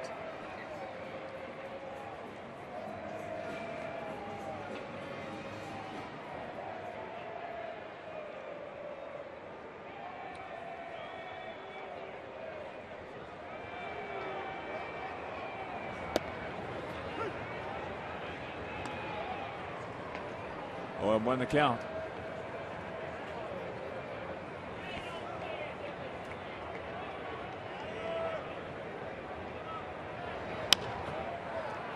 Out and around it.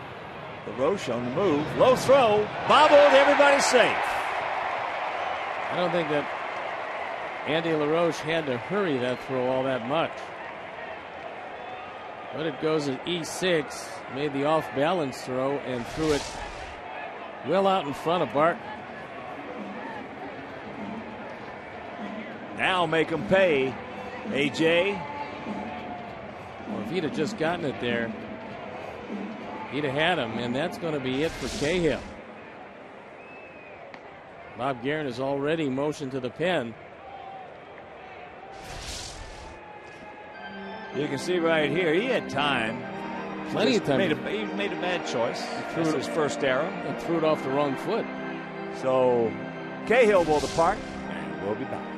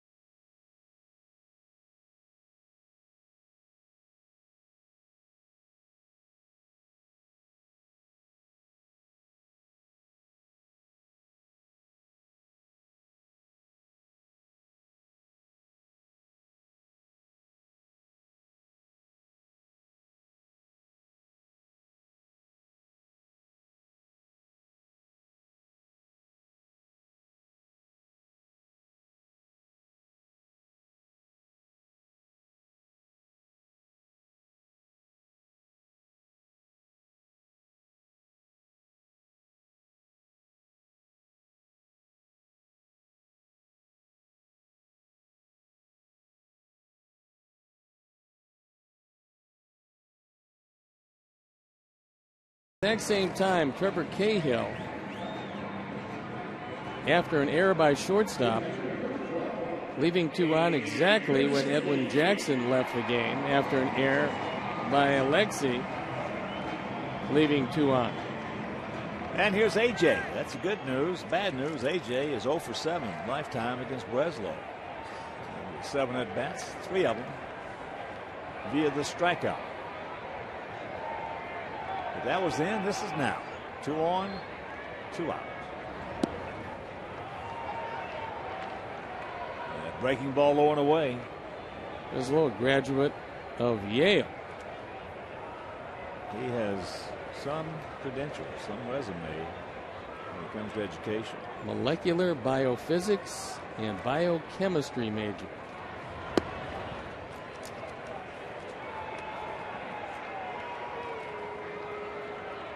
He might not always be able to throw it where he wants to, but he knows why.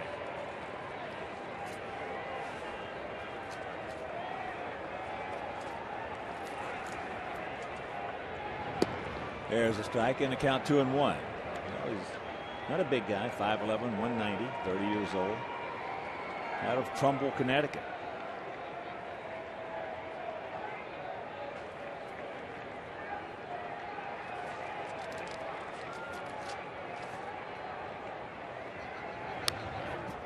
And the count evens at 2. 2 on, 2 out, 2 balls, 2 strikes. Come on, AJ. Whistle right here.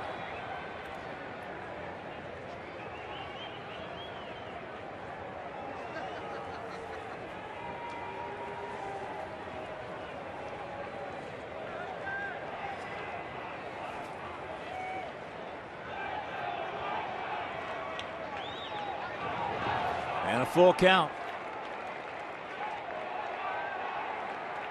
Breslow a 2.21 career ERA against our Sox hitters. 17 appearances. For a guy who's been on waivers 3 different times, granted his free agency, he's got a lifetime 287 major league earned run average. And that's very good. So the payoff pitch to Pierzynski. And that is into left field. Jackson makes the catch. We threaten, can't score. Into the 6th, leading 4-3.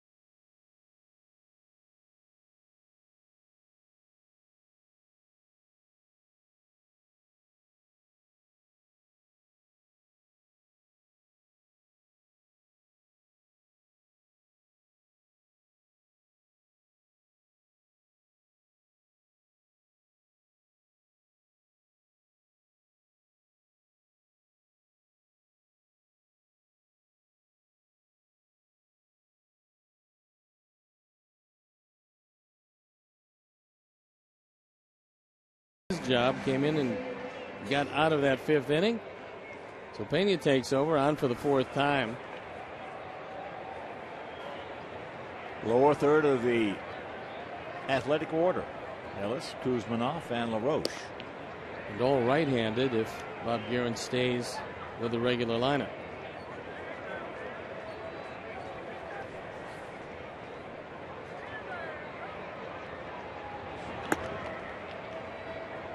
And the count 2-0.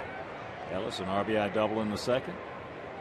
Then he went out catcher to first in the fourth.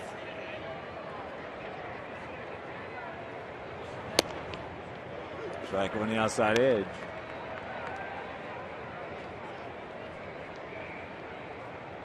Outfield straight up for the 33-year-old veteran infielder.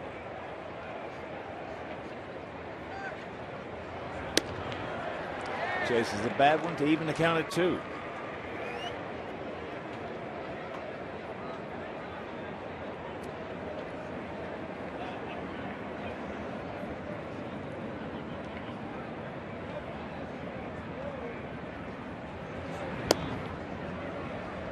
Close, no cigar. Thought maybe he'd go after the same pitch that he went after the pitch before.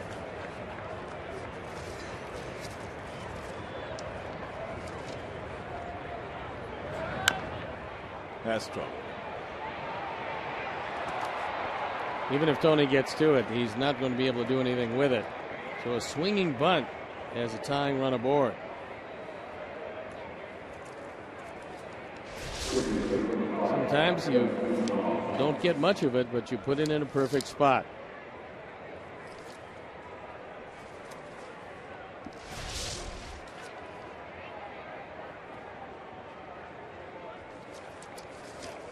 So here's Kuzminov. He has grounded to short and he has popped up to Rios in center.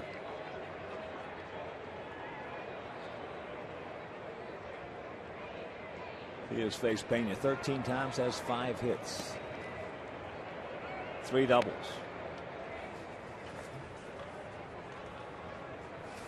They faced one another when Pena was with the Diamondbacks and Kuzminov was with the Padres.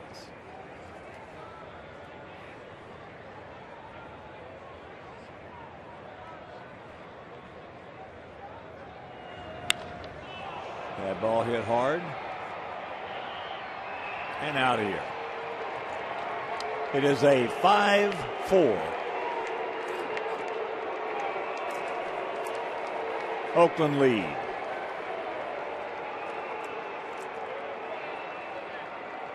First home run of the year for Kuzminov, who's now driven in 4.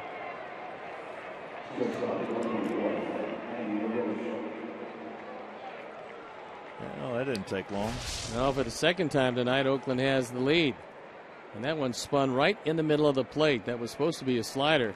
Didn't slide. So here's LaRoche. He's 0 for 2. He's gone out to left and struck out.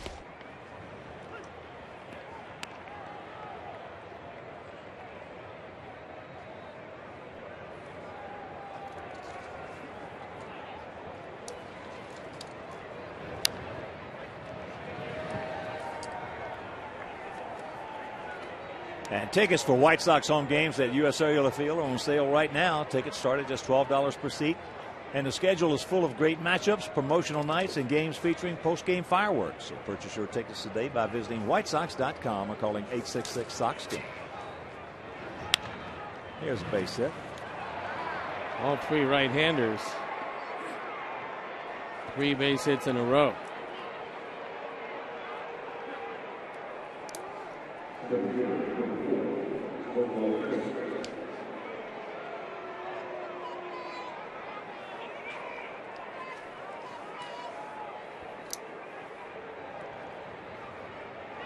Now back to the top of the order with Coco Crisp, who is 1 for 3. He singled leading off last inning and came around to score.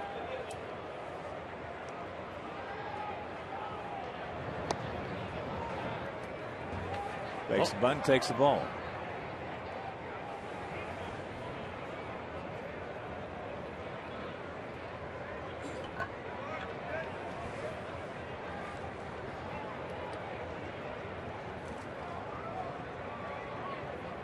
Ten in on the grass, outfield, about equidistant. And now the count 2-0. It's amazing how many 2-0 3-1 counts we've had tonight on Oakland hitters.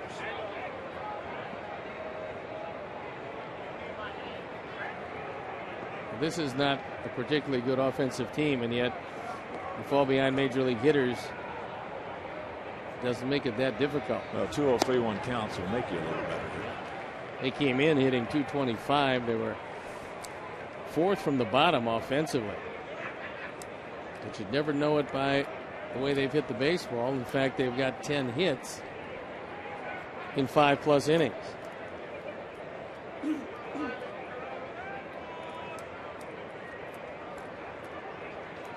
And the 2-1 pitch. Good pitch to hit. Didn't do anything with it. Right there. And checking some other scores for you. Bottom of the 6th in Houston, 7-0 Astros over the Cubs. Top of the 7th, Minneapolis Royals and the Twinkies are tied at 3. Top of the 2nd in Arizona, St. Louis 2, D-backs 2.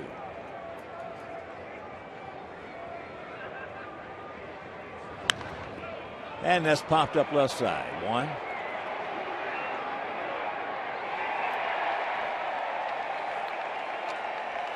So the first out of the inning.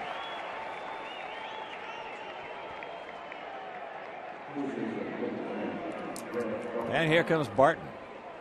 He is perfect on the evening. 2 singles and a double.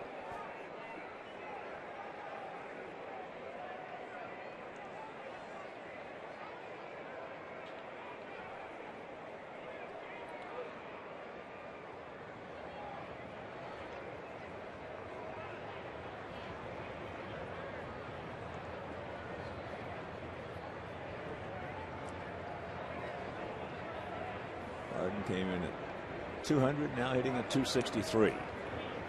Well, tonight has been the cure for what ails you for Barton, for Matsui, who came in hitting 182 and has 2 runs driven in and 2 hits, and Ellis came in hitting 182 and has a double and a single.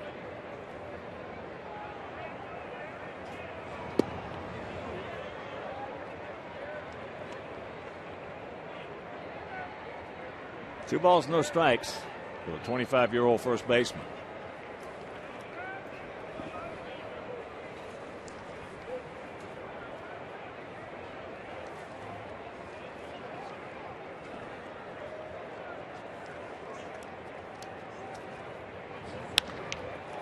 That's into left field. 1. Can't get there. So he's 4 for 4. And the beat goes on. 4 for 4, and not a cheapie in the bunch. But Pierre wound up doing a pretty good job of making sure that ball didn't get by him because he had no chance on a sinking line drive. That fastball out away from Barton. And Juan looked like he took a face burger.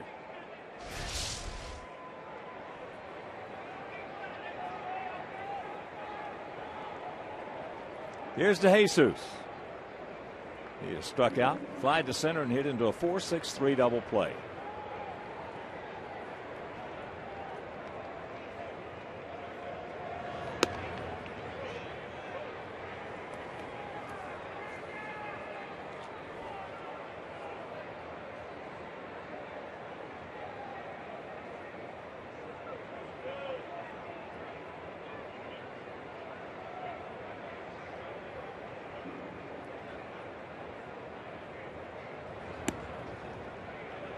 That strike evens counted 1 outfield. Slightly to the left. They're spread out. Bit of a gap in right center. Peeing well off the line at third. And Paulie well off the line at first. Matsui on deck.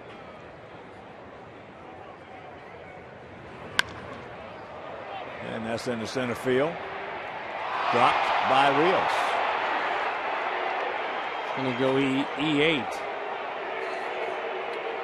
Looked like he stopped, started. He came in and then had to go back. Yep. So things not looking very pretty the last couple of days. That one right in the middle of the glove. Just bounced out.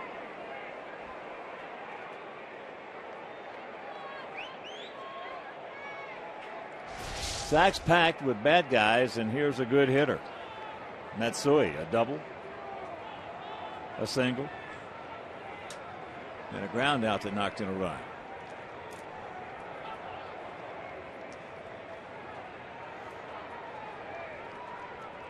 Wow. Looking for a guy, a little tardy.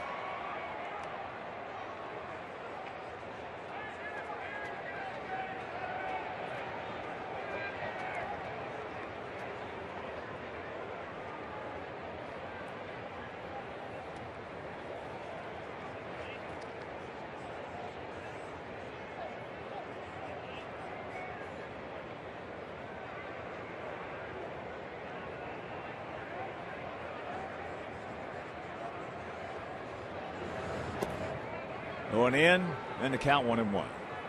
Outfield defense, to say the least, has not been very good. No, this has not been a real good defensive homestand overall.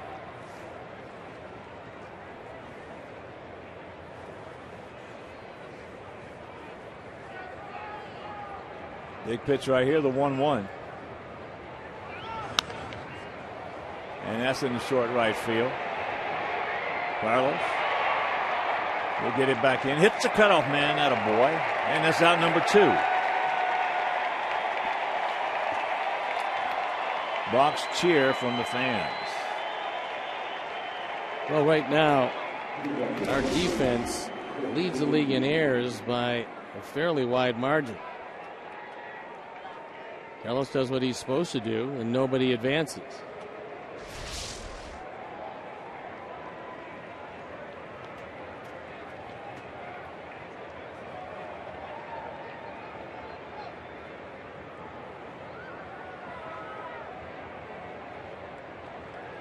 So here is Suzuki. Well, coming out of spring training, I thought this might have a chance to be one of the better defensive clubs that we've had in my time here. That's over a quarter of a century. It could very well turn out to be that way. Well, it way. could be, but so far it has not been the case. 12 errors in this, our 11th game. And we're the only club in double figures in errors in the league.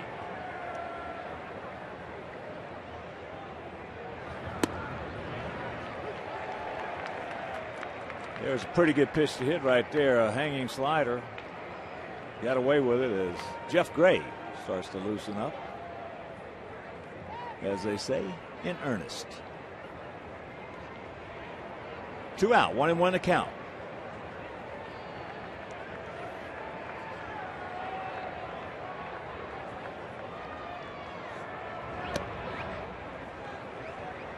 And advantage now Suzuki. This guy is a tough customer in the clutch. At least he has been against us. 308 hitter, 5 homers, 23 knocked in, and just 104 at bats.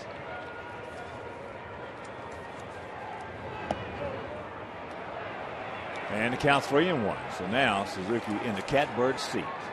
Last year, Suzuki hit right in the middle of this lineup. This year, they've added some offense with Willingham and Matsui, and Suzuki has been hitting down a little bit, but 5th tonight.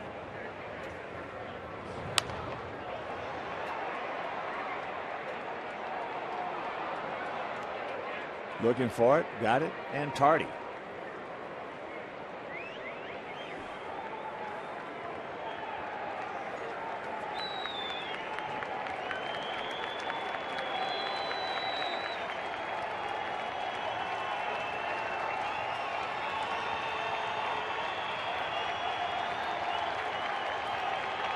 Payoff pitch. He gone.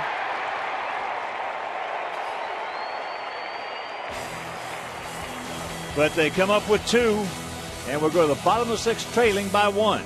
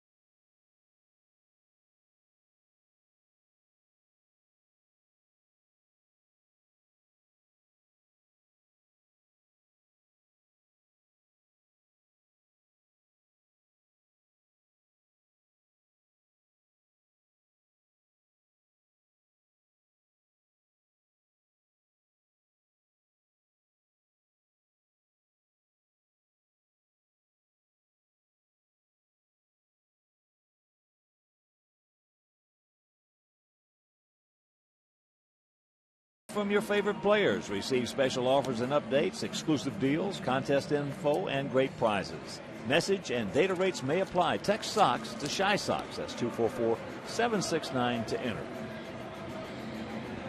A little work to do against Greg Breslow, who finds himself with the lead as we head into the bottom of the 6th inning. It's not been a very pretty game to this point. So Breslow,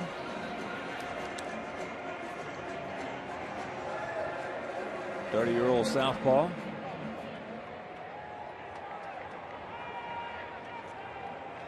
Well, he's got a nice resume. He told you about his academia. Yeah, that's low and away. He also has raised over $450,000 for pediatric cancer research and treatment in 3 years through various national fundraising events. Visits children each year at the Children's Hospital and Research Center in Oakland and Connecticut's Children's Medical Center.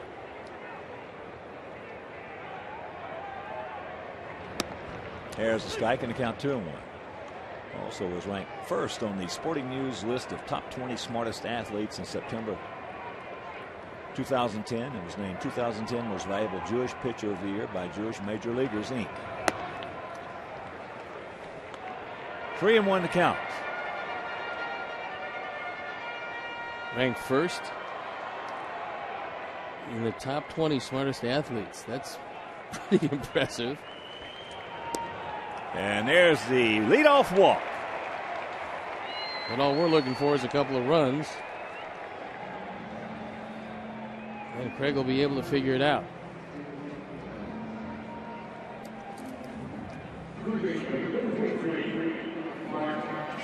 So here's Tien. Mark has walked, and it was a big ball. Wound up being a run. And he's gone out to center.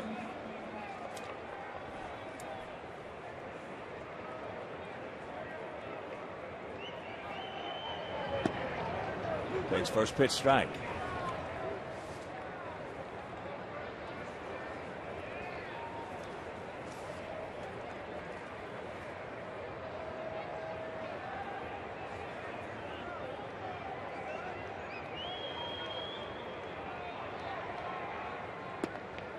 And another one, and the count 0-2. Mark has faced Breslow 3 times, has 2 hits, 1 double.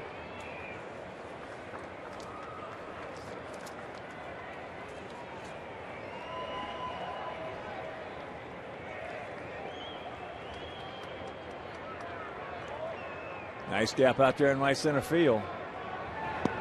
Nice pick by Suzuki. Mercy. That could have easily have gone to the pads.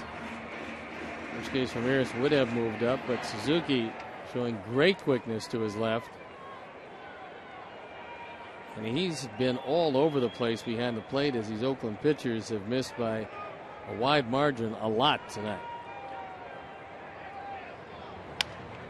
Fights that one off.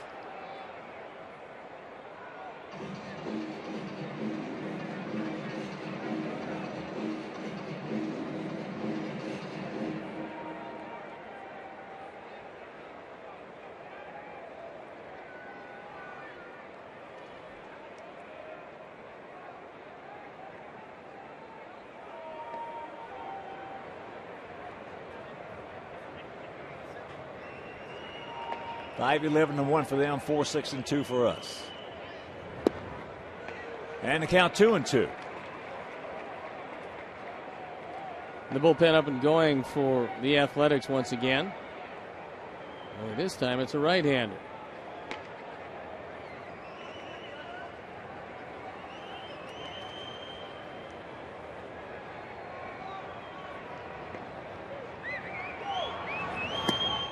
And a good eye, full count.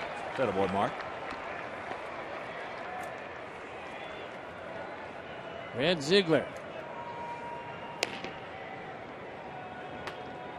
who comes from low sidearm, sometimes submarine. getting loosened up in the pen. See what Ozzie wants to do. As there goes Alexei, and that pitch fouled away.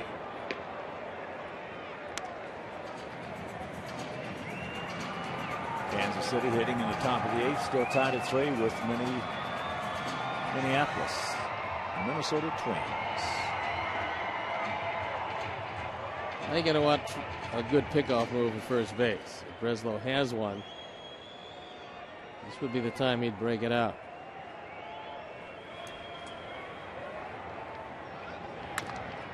And there's a fair ball to Alexei. We'll get in the second. And that's out number 1.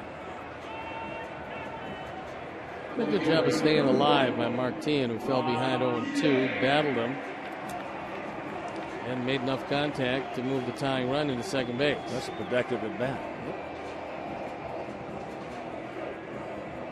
So here's 1. Pick him up 1. He's 0 for 3.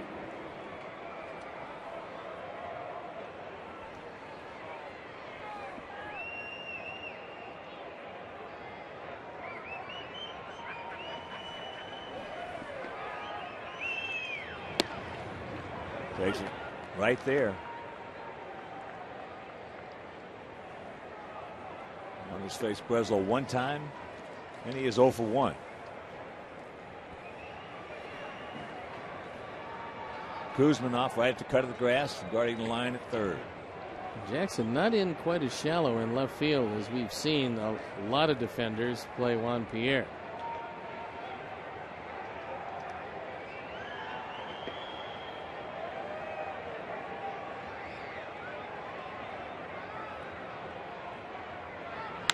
There's a shot, base hit right back through the middle. They're going to wave him around. They'll just get the ball back in, and this game is tied at 5 on the solid single to center by Juan Pierre.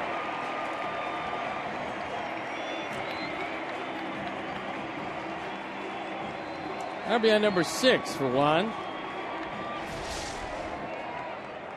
Takes it right back up the middle, and just like that, it's a tie game. Good solid line drive, and knowing that Chris does not throw real well. No play at the plate. Don't stop now, boys, as here is Omar. He's 2 for 3. Takes first pitch strike.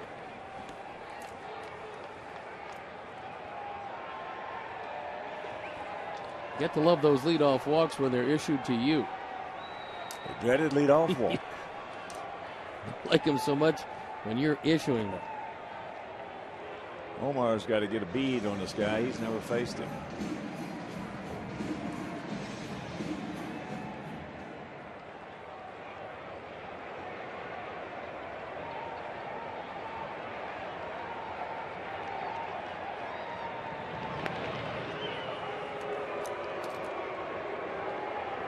Juan is 4 for 6 in stolen bases.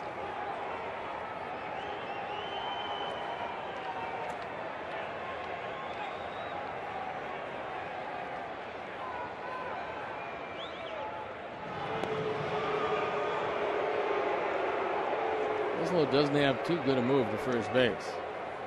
If that's it, he's got a bad move for first base. Yep.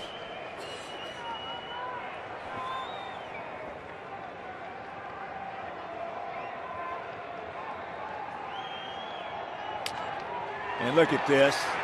Look at this. Look at this. Yes. Omar. He's a beauty. Well, Juan was off to the races. They weren't going to get him, and all Omar did through the vacated left side was just tap the ball that way. No reason at all for LaRoche to throw this ball because you can only get in trouble. He is a magician. Well, it's a hit and run. All he's trying to do is put the bat on the ball. He's a magician with the leather and the lumber. Over 2,800 hits. Martin did a nice job because his job was to come off and smother the baseball.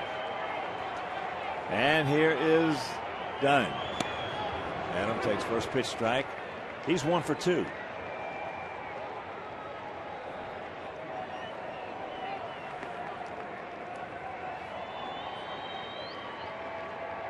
Well, I would think unless there's a double play grounded into by Adam Dunn, this will be Breslow's last man. He will not face Konerko.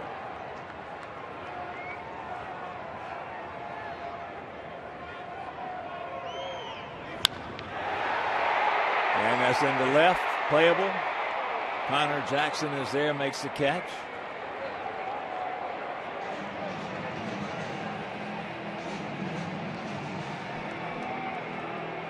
And here comes Guerin. So Sergio Santos getting loosened up in a hurry. Bob Guerin motioning to the bullpen. Brad Ziegler is going to come into this one. Breslow is going to depart. And in a brand new game tied up at 5, we'll be back after these messages.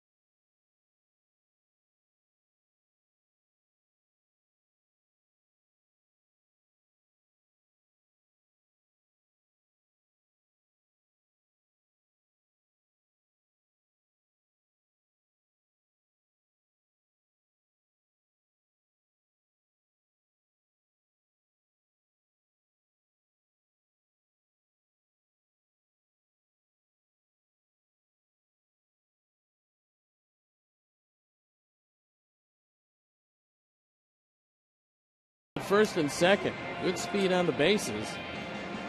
2 outs here in the bottom of the 6th. Sox have tied it at 5. And it's up to the captain to untie. Well, he has faced Ziegler 4 times. He is 0 for 4 with a couple of strikeouts. So he's got to cinch it up and hunker down. Don't pony. The way he's swinging the bat right now, you got to like his chances for his first career hit against Ziegler.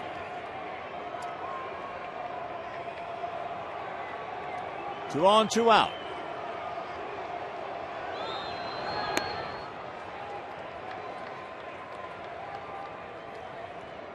That would fall into the category of a funky motion. Throw some low sidearm and some submarine.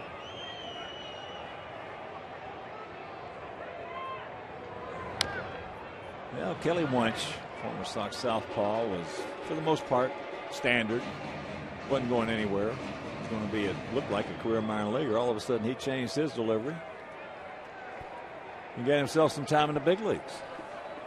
Well, usually if left-handers can change anything, they can become situational left-handers, and every team has to have one.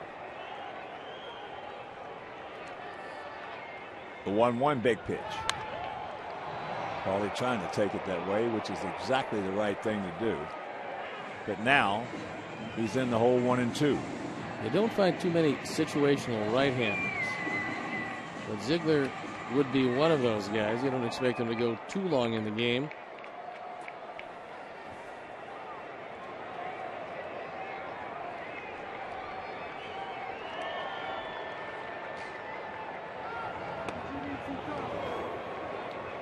Hung that one inside. And that's a good thing for Ziegler. That was a bold take. Didn't miss by that much. In fact, didn't miss at all.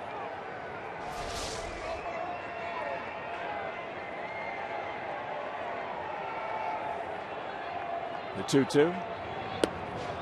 And it's full. And Carlos Quentin on deck. So now, come on, Paulie.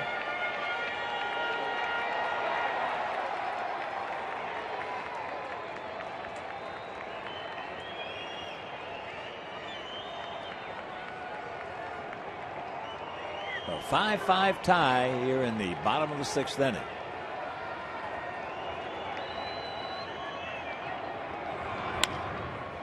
Breaking ball, just rolls it over, and they get him at first base. So the Sox come up with one. We'll go to the 7th in this 5-5 tie.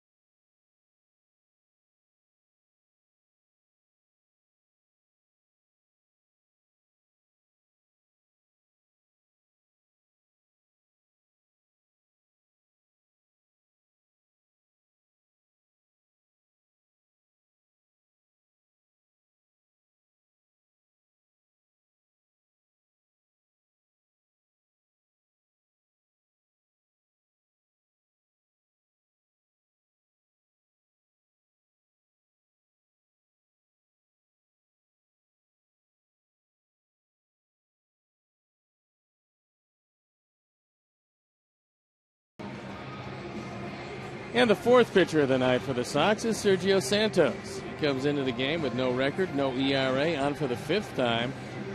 5 2/3 innings, 5 hits, 6 strikeouts, 3 walks. And he becomes a pitcher of record. So Jackson can't win it.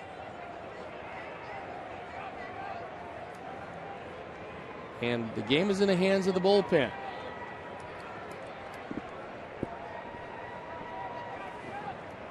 So here we go. Connor Jackson to lead it off. Takes ball 1. Guess it was low.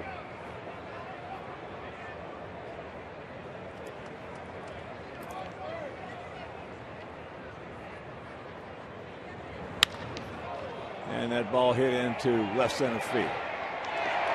Alex is there, and that's out number 1.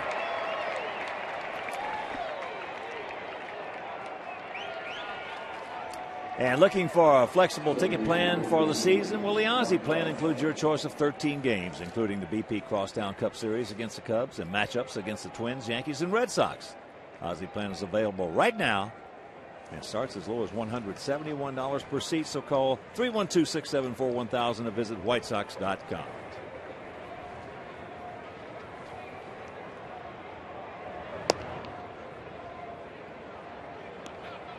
Mark Ellis. 2 for 3, RBI double in the 2nd. Here a little chopper out in front of the plate that AJ threw him out on, and then last inning a swinging bunt single.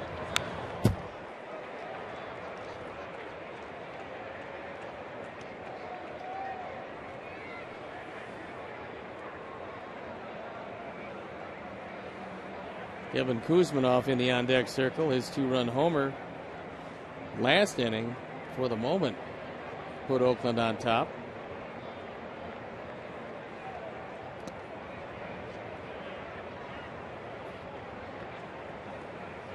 2-1 to count.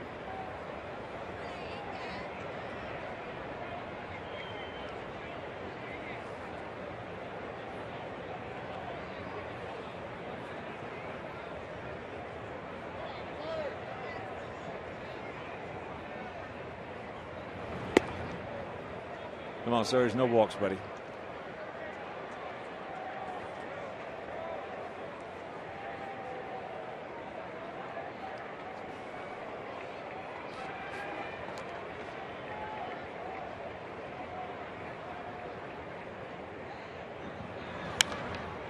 High pop-up.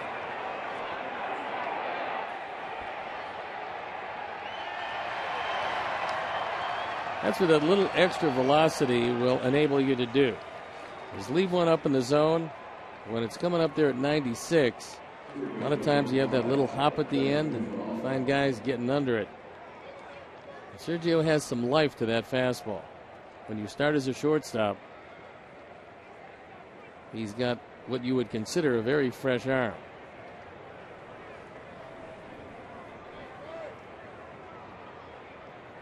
So here's Kuzminov. Quick breaker right there. And then to count 0-1.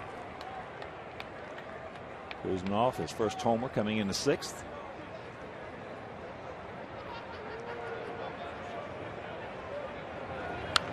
And tardy on that fastball.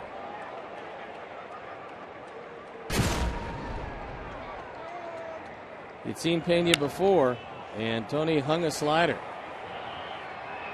That one went into the pen.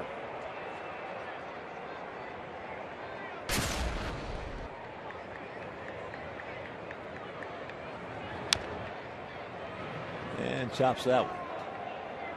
Put a little something off of it, turned it over.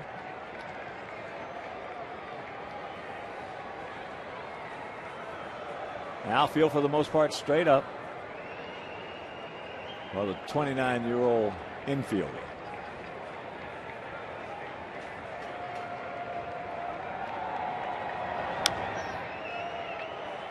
And chops that one foul. Kuzminov started with the Cleveland Indians. I remember talking to then GM Mark Shapiro.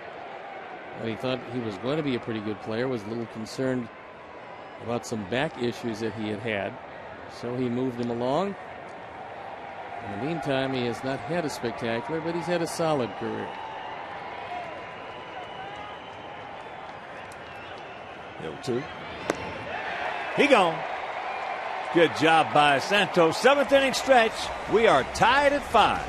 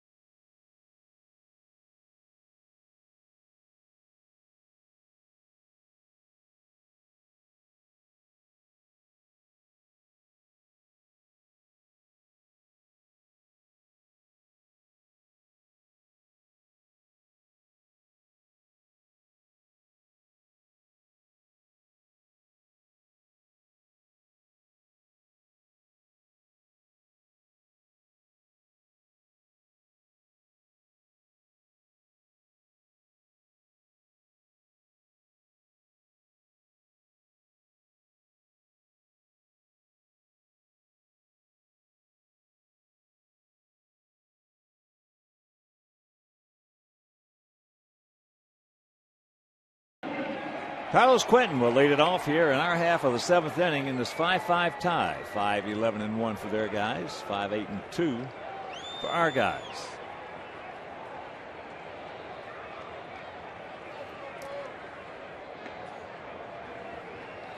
Carlos 0 for 3 tonight. 2 ground outs and a pop-up. Checks it up, takes a strike from Brad Ziegler.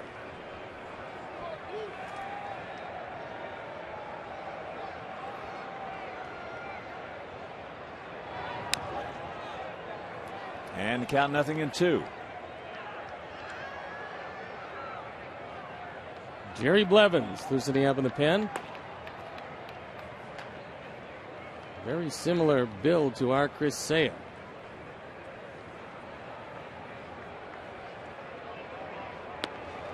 Flips that little frisbee up and away.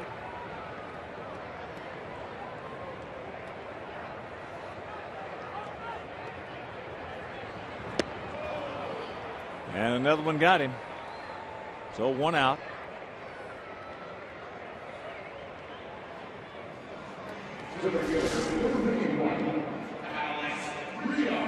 Trying to stay away from the right-handers. He does just that.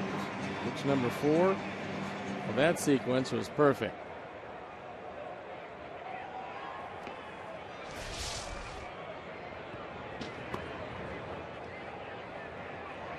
Alex, 1 for 3 with a run scored. Started off that 4-run second with a base hit. Minnesota hitting in the bottom of the ninth, tied at 3 with Kansas City. And there's one in the hole, backhanded. Very quick release, good play by LaRoche. And that's 2 down.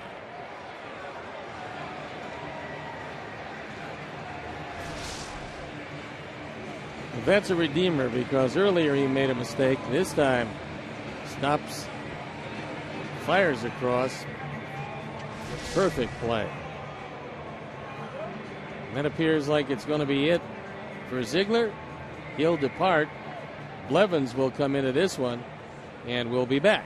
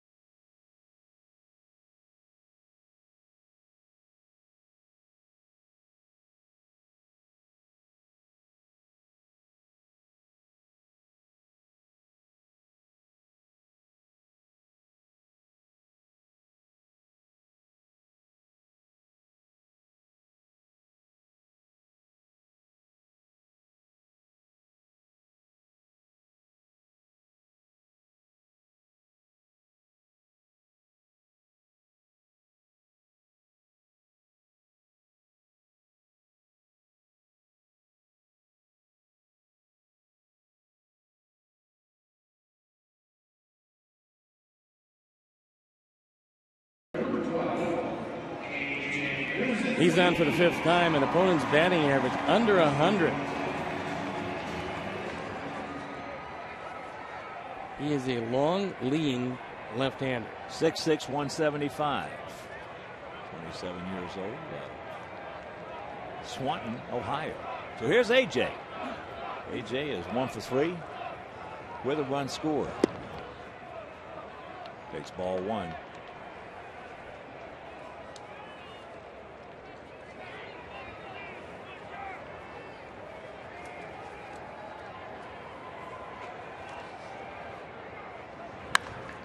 That's a fair ball. Foul ball. Oh, it's foul, he called it. Looked like it went right over that bag. Sonia, right on the line, had the best shot of it as anybody. That took a wicked hop and ate up Barton. A.J. hits it hard. It's a lot of spin on it. Well, that ball had to go over that bag. Looked like it hit in fair territory.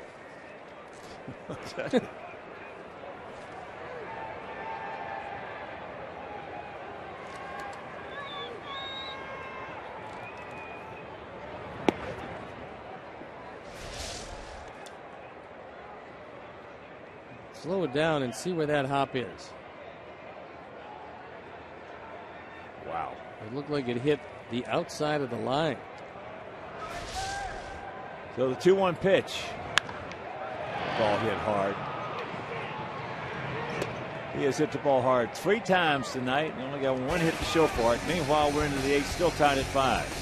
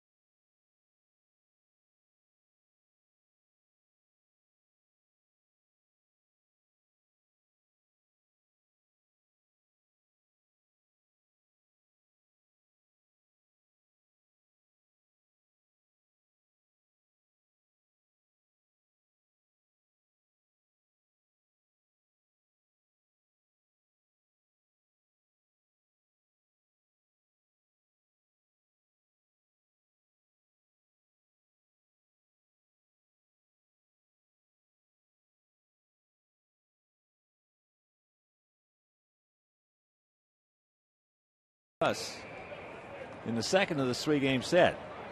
Tomorrow afternoon, 1 o'clock. Johnny Danks against Brett Anderson. So make your plans to be with us here at the ballpark. If you can't, that game will be over Comcast Sportsnet. So here's Andy LaRoche. First ball hunting into right field. Carlos. Fair ground, makes the catch. 1 pitch, 1 out. This whole series has featured some terrific matchups. And tomorrow afternoon, no exception.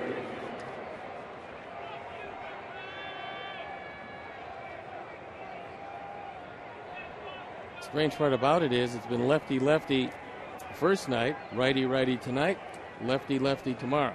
Well, last night there were 2 good left-handers out there. Burley was just awesome. Dallas Braden. 2 of the best left-handed changeups in the American League. And 2 of the best moves to first in the American League, and both pitchers threw very well. Well, between the 2 of them, they only gave up 1 run, and Mark didn't give up any. There's a strike to Crisp, and the count 0-2. You missed that game last night. Burley went 8 innings, no runs, 2 hits.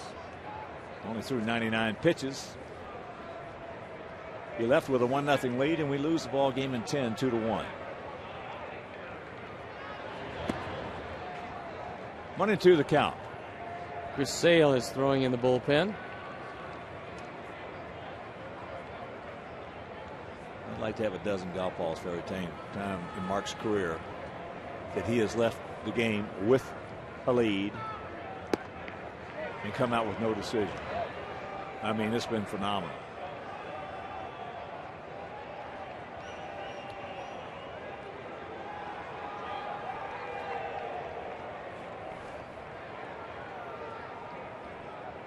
2-2 pitch. No walks. Sarge, no walks, buddy. Well, this especially is not the guy you want to walk late. He is their running attack.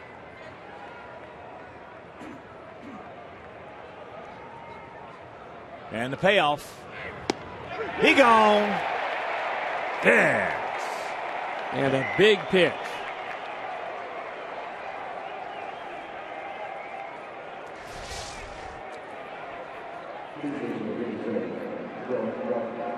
.96 on the outside corner at the knees. And Coco, grab some bench. There's nobody around going to hit that, so don't worry about it. Grab some bench. That's all you can do. Tip your cap. So here's Barton. He's 4 for 4. 3 singles and a double, and all have been hit hard. No duck snorts in that 4 for 4. There's first pitch strike.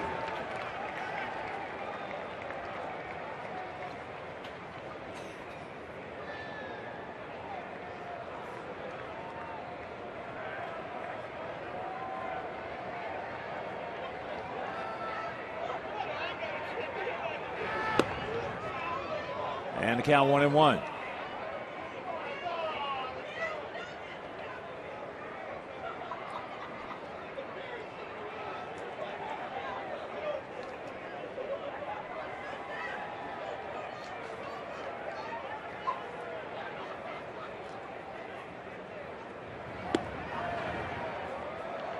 Pulled a string on him right there. Missed.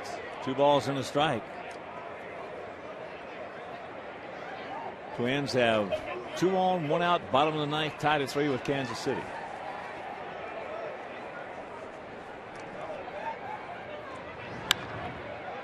That evens the count at 2.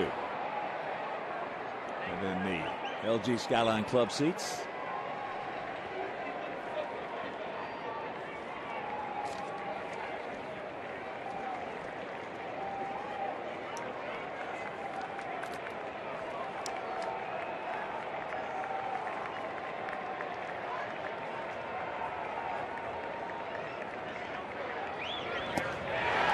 He gone. Change up. 6 up, 6 down for Santos. We'll go to the bottom of the 8th, tied at 5.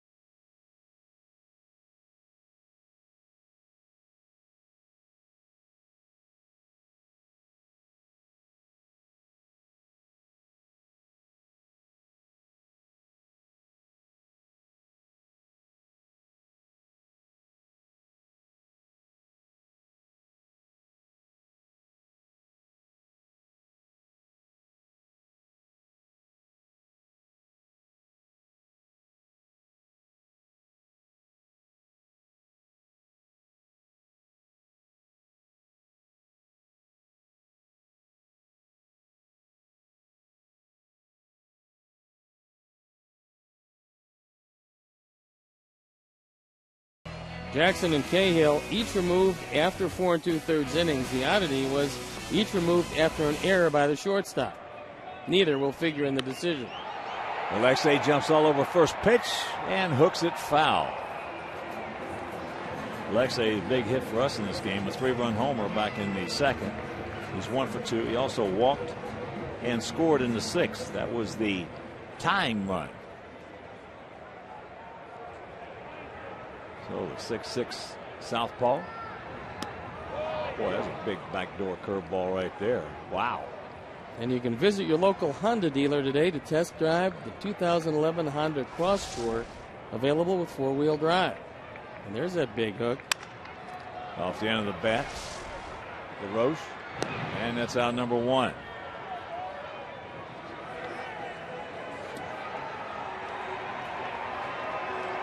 So here's Beckham hitting for Tien.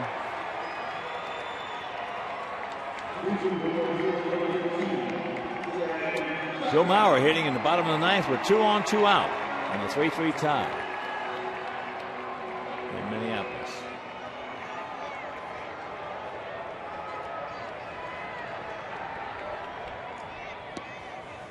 Curveball strike. Gordon hitting at .302, a couple of homers, 6 RBIs.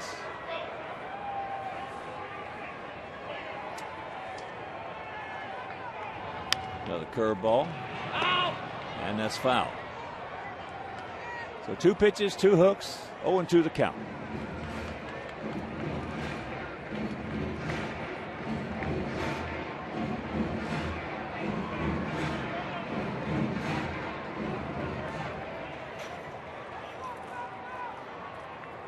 Blevins started his career with the Chicago Cub organization.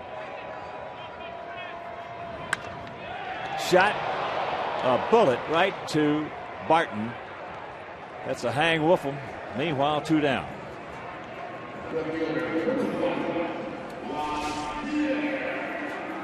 Gordon has a good at bat, takes that fastball away. But Derek Barton right there.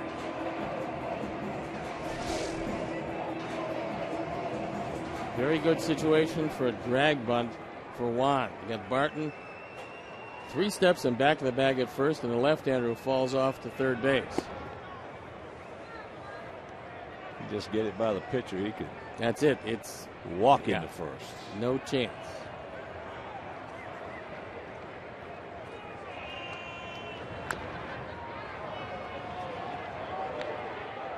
And Mauer applied to right fielder Jeff Francoeur. So extra innings at Target Field. Still want to see Kansas City, even though they're ahead of Minnesota, win that one? every game. Let's keep beating those Twins. Off the corner. Good eye. Kansas City comes in 6-3. The Twins come in 3-6.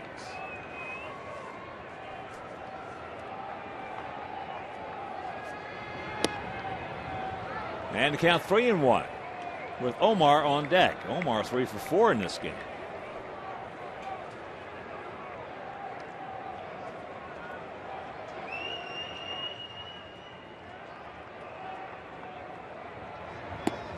Right there. Full count.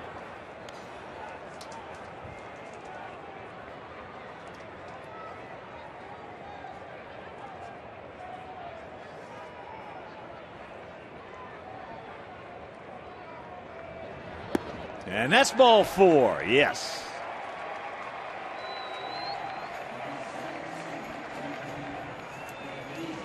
And let's check out our Xfinity high def shots of the game. Omar serves one in the center. Couldn't have thrown it out there any better. Serves one into right. These are 3 real hard hit balls. And watch this one. Well, he just hit a little ground ball left side on a hit and run and beat it out. So. And that's into center field. Crisp coming on, makes the catch, and that'll retire the side. We're into the 9th, tied at 5.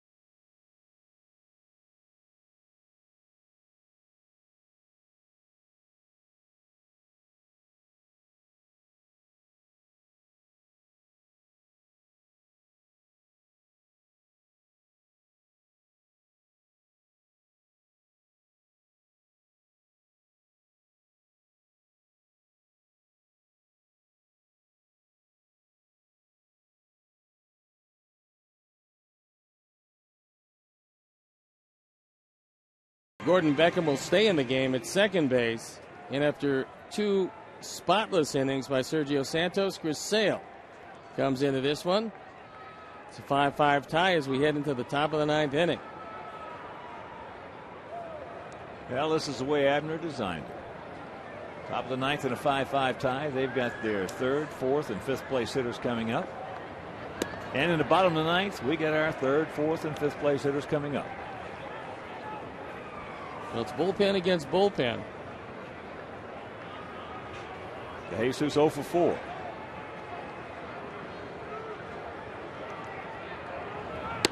And there's a strike. 1-1 to count. Matsui on deck.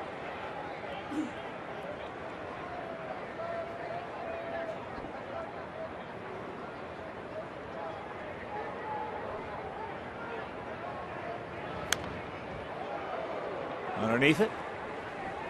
That one at 96. And the count 1-2. Well, one of those biting sliders here ought to end this at bat.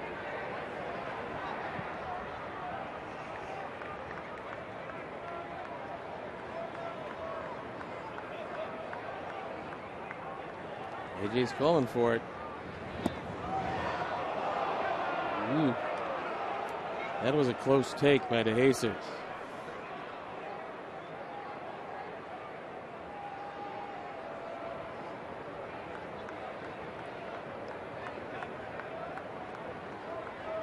And the 2-2. He gone. He took one, but had no chance on the other.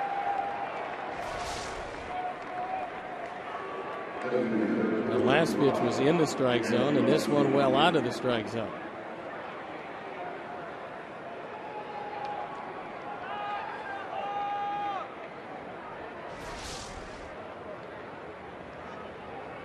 Matsui is 2 for 4, a double, an RBI single.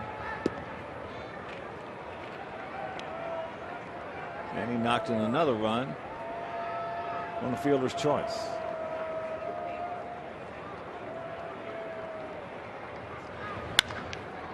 There's a chopper. Look at the play. Can he get him? No.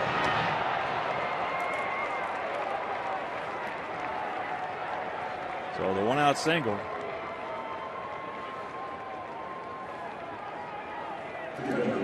Three for 5 for Matsui.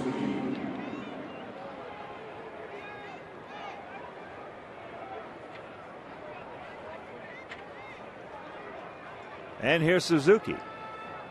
He is grounded to third, struck out,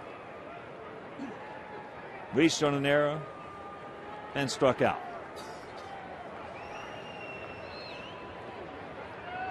We talked about it last night, though, in the 7th, 8th, and 9th innings. He is a tough customer.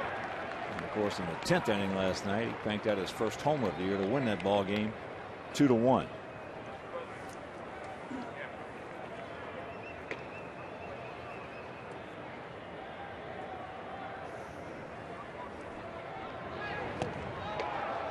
Ball gets away, so now Matsui. And I would think that's going to be a pass ball. We'll have to wait and see what Bob Rosenberg decides to call it. Call in at a wild pitch. No, that's a pass ball. That's absolutely a pass ball.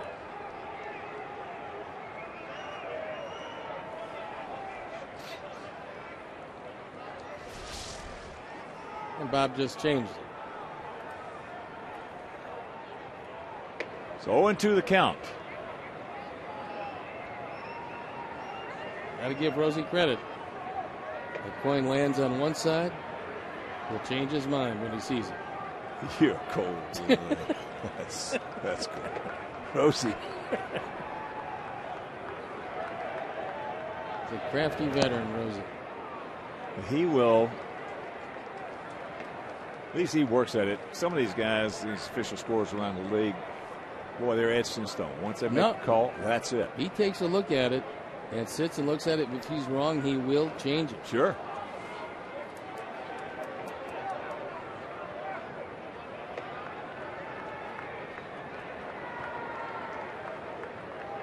Matsui at second. With 1 out, 2-2 the count, and a 5-5 tie, top of the ninth.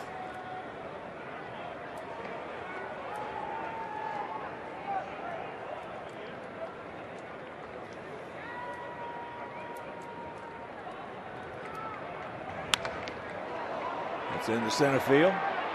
Alex is there, and that's out number 2. So 2 down to the left fielder, Connor Jackson. He's been to the plate twice in this game, and he's 0 for 2.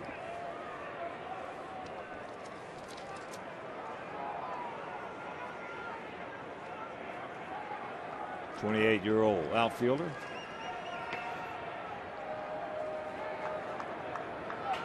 Broke in with the D-backs and under a lot of heavy pub. First pitch strike. When you're #1 draft pick ahead of Carlos Quentin in the first round, you've got some talent. And had a couple of pretty decent years before he got sick.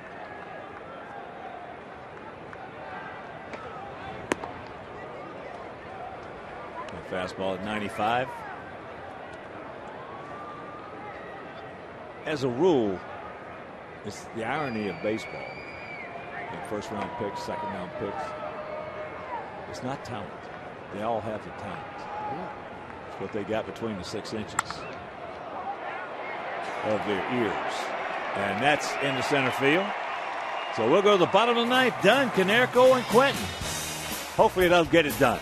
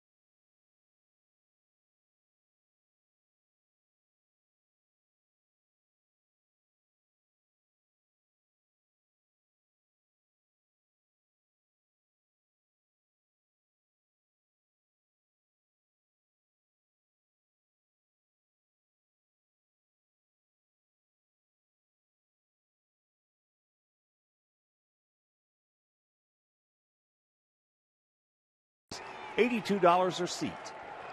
So call 312-674-1000 or visit whitesox.com. Here we go.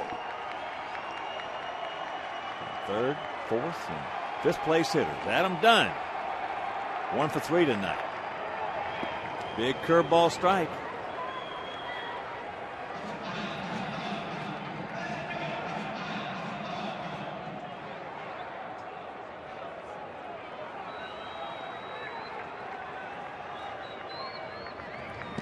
Another curveball, another strike.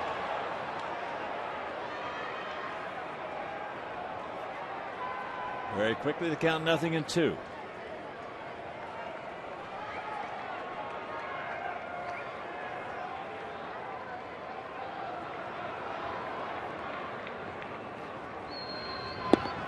And that's low and away.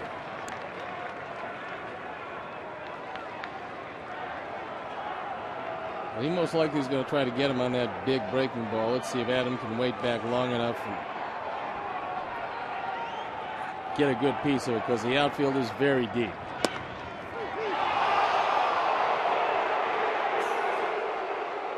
Dunn thought that one was down and out of the zone. C.B. Buckner shaking his head, says, nope. Take another look at it. That's down and out of the zone. I mean, Adams a big man. That's really not even close. You're talking about guy 6'6". That's not even close. Talking about flipping a coin. How's he not a very happy man? So here's Pauly, 0 for 3. Takes a strike and he shakes his head.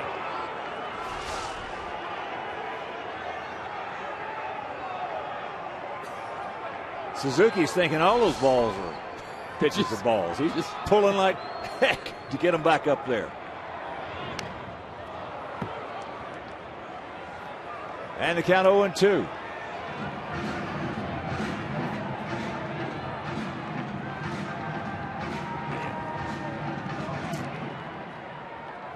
Well, there's a guy that can hit a low fastball.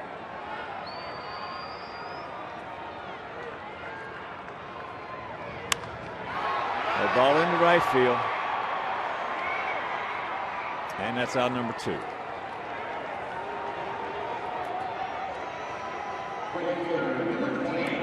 So here's Quentin. He's 0 for 4. Carlos is due.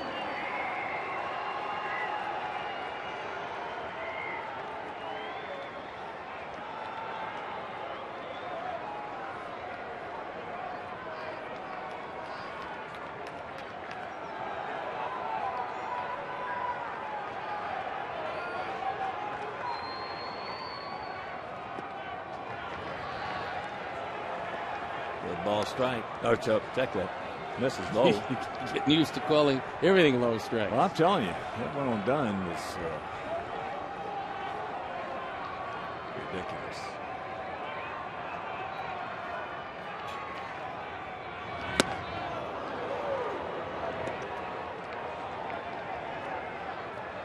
Carlos pulling his head just enough.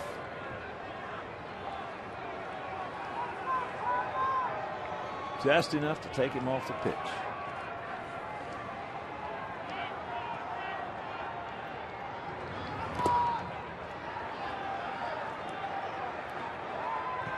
Two and one, Quentin.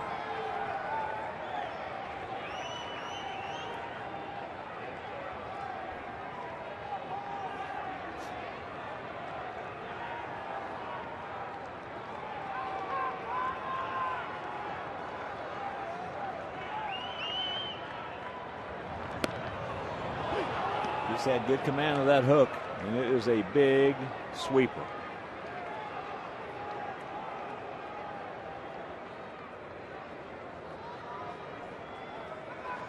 Two out.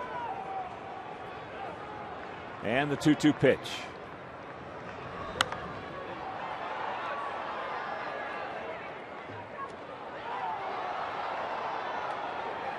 Carlos was thinking about that curveball, and at the last instant had to defend against the fastball and fouled it well off to the right.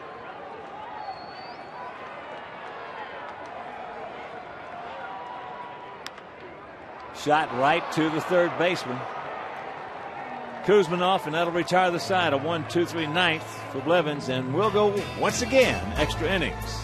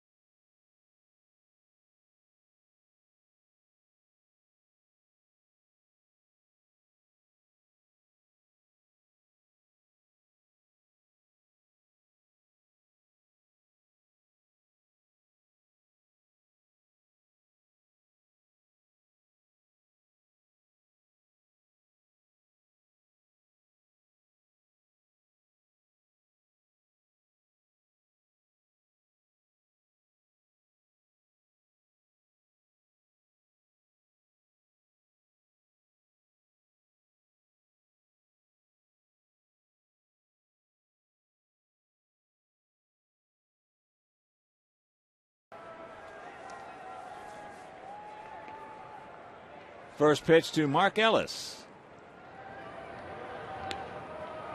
Taken for a ball. Lower third of their order, Ellis, Kuzminoff, and LaRoche to face Chris Sale.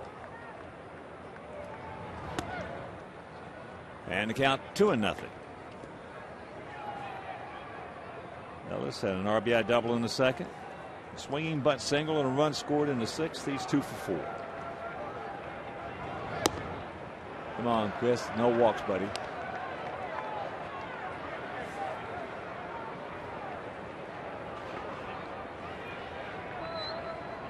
This is the third extra inning game for Oakland. They are 1-1. This is the fourth extra inning game for our Sox. We're 1-2.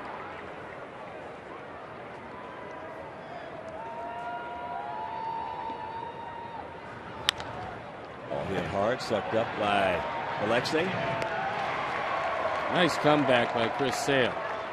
Will afford to walk the leadoff man in a tie game in extras. So here's Kuzminoff, 1 for 4, but it was a biggie.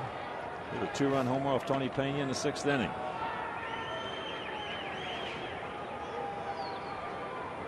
His first homer of the season.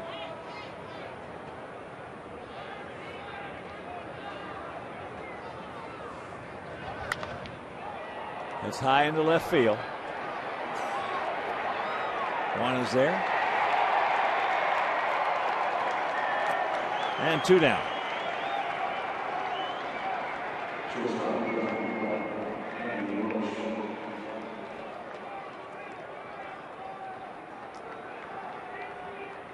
That'll bring up Andy LaRoche. 1 for 4. Popped to left, struck out, singled, and popped up to right. Takes first pitch strike.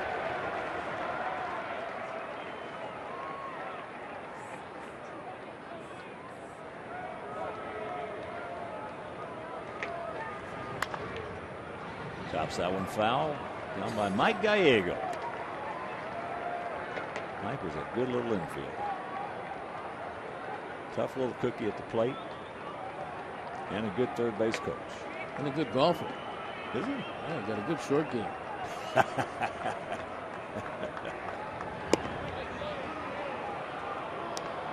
He belonged to the club just down the road from where I lived. Good player, huh? Yeah.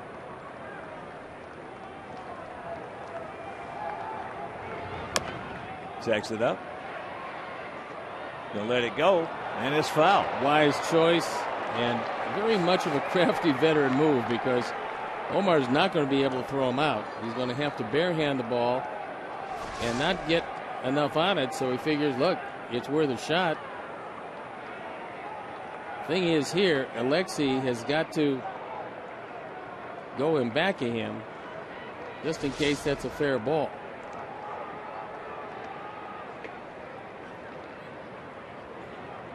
So 2 out, 1 and 2 the count for the 27-year-old infielder. The Dodgers, Pittsburgh, and now Oakland. 2-2. Minnesota has defeated Kansas City 4-3. With a run in the 10th inning. Tejeda the loser.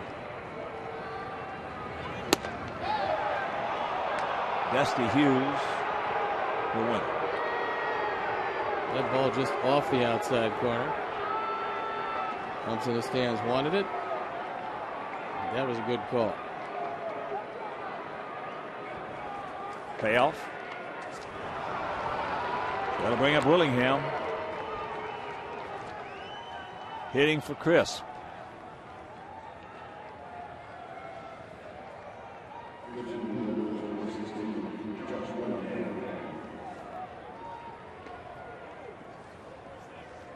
Well, this is the one consistent power source on this Oakland team. Willingham has 3 home runs. His first opportunity to pinch hit this year. Takes the fastball strike.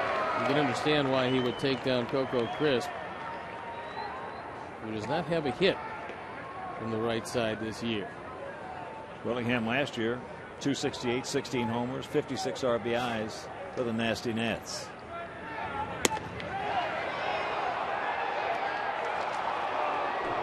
And Isoni said nope, did not swing. He did not. Evens the count at 1-1.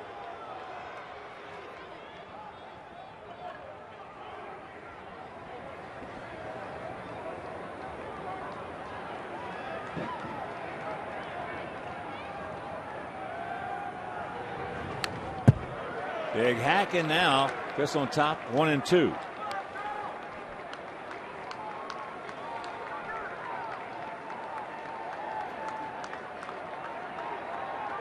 Well, if AJ's going to go to that slider, Chris wants to get a little depth on it. I want to throw it on one plane. Would like to get it going down and in. I want to get a nice tilt on it. Stay on top. He's going with the fastball here.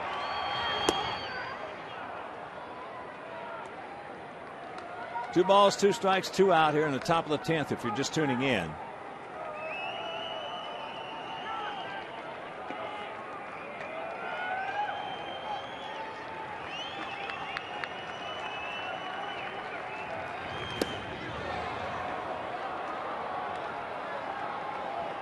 And the change up. Yeah, that was a straight change that he's going to have to start using. Barton in the on-deck circle. He's had a big night. Payoff pitch. He gone. He knew it. Change up. He'll grab some bench, and we'll go to the bottom of the 10th. It'll be Rios, Pierzynski, and Alexei.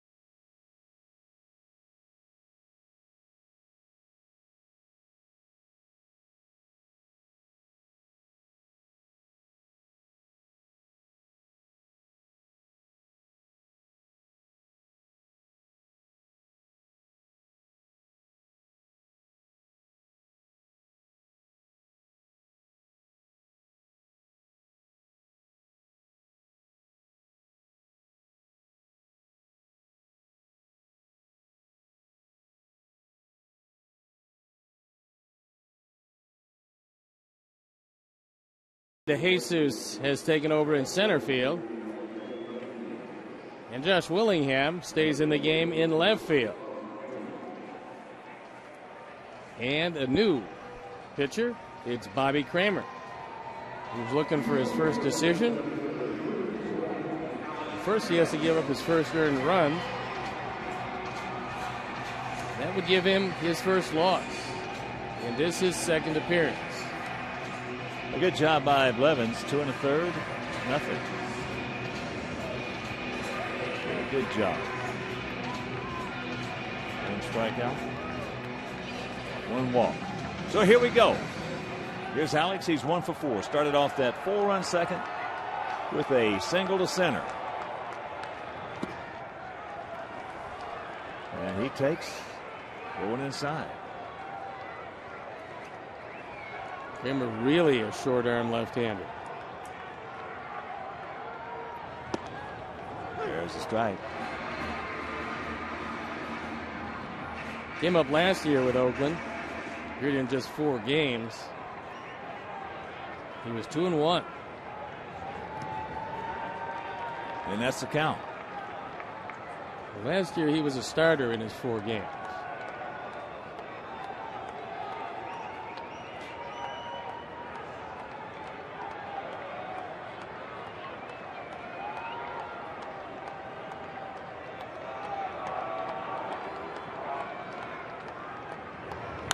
Oh, just underneath it. He was all over it.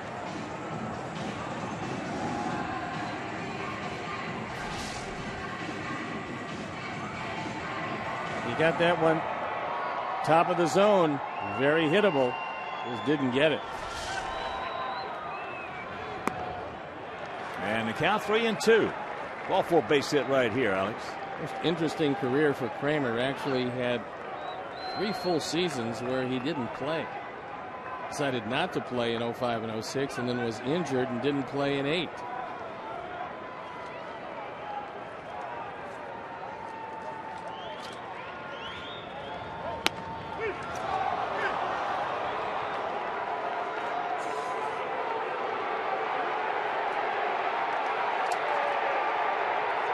Ozzie wants to make sure that Alex Rios stays in the game.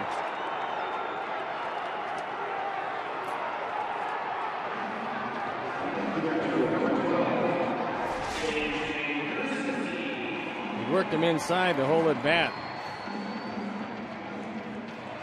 That one just look at Suzuki. He'll tell you what he thinks. He's pulling it back over the plate.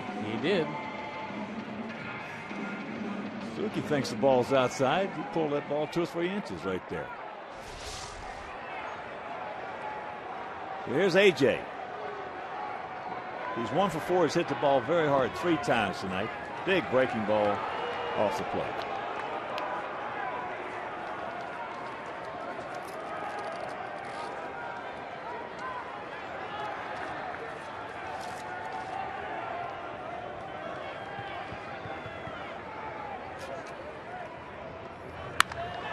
That ball hit hard. Stay fair. It won't. Mercer. AJ's in one of those streaks where he's getting some very good at bats and doesn't have a whole lot to show for it. He just comes back shaking his head. That's a double into the corner, but for about 6-8 inches.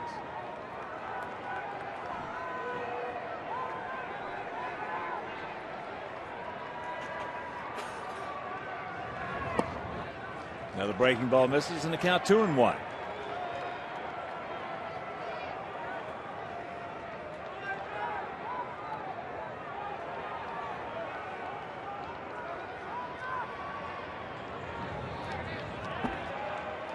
Three balls and a strike.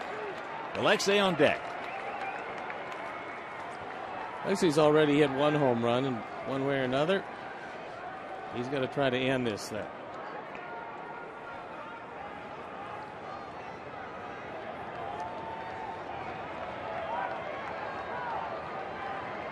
The 3-1 delivery.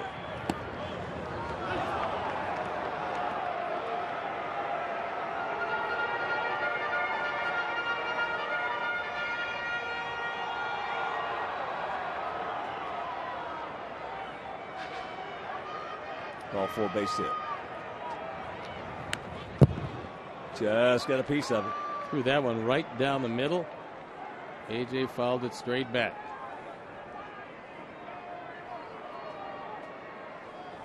Just tuning in. A's 1 in the top of the second. Sox 4 in the bottom of the second. A's added 1 in the third, 1 in the fourth. Took the lead with 2 in the sixth. Sox tied it up with 1 in the bottom of the sixth, and that's where we are.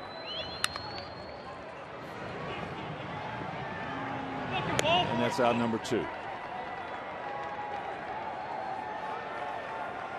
Well, if you swung the bat like Alexei has tonight, you hit a 3-run homer, hit one that just took foul, all you're thinking about is going up there and ending the game. The outfield is as deep as you'd want to be all the way around. So the only way to get it over their heads is hit it out. He did that for the 3-run homer in the second inning. Struck out in the third, walked and scored in the sixth. 1-0 the count.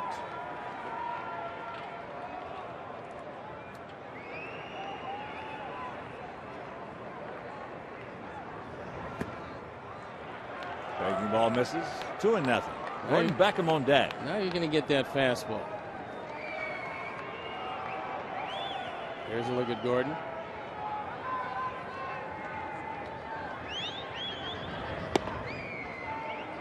And the count 3-0. And Jeff Cox giving him a take one sign.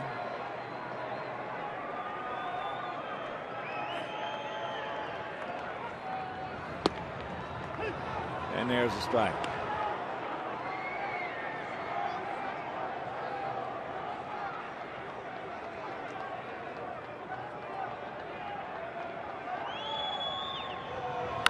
That ball hit deep, way back. He looks up. You can put it on the board. Yes, yes, a long home run by the Cuban Missile, Alexa Ramirez, and the Sox win it 6-5. Mercy. Alexi went up there with just one idea, and he finally got in a situation where he was looking for a fastball. He got it. He crushed it. And this one is in the books.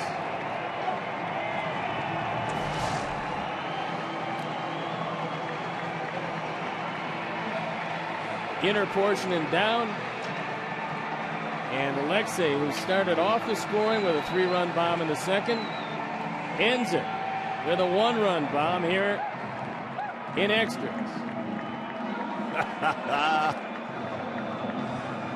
So the Sox even up this series at a game apiece, run their record to 7-4. Oakland falls to 5-6. And I'll tell you, you look at Sale and Sergio. Well, what a job those two guys did. Both of them had great stuff tonight. Both of them worked 2 innings. And Chris Sale got the win. So we're waiting to see if they can get somebody after a long, hard struggle. If you're just tuning in, Edwin Jackson started for us, went 4 2/3, gave up the 3 runs on 7 hits. Cahill started for them, went 4 2/3, gave up 4 runs on 5 hits. And they just threw a lot of pitches out there, both of them. So we're waiting to see if we can get somebody for the post game. Meanwhile, we'll take a break and we'll be back.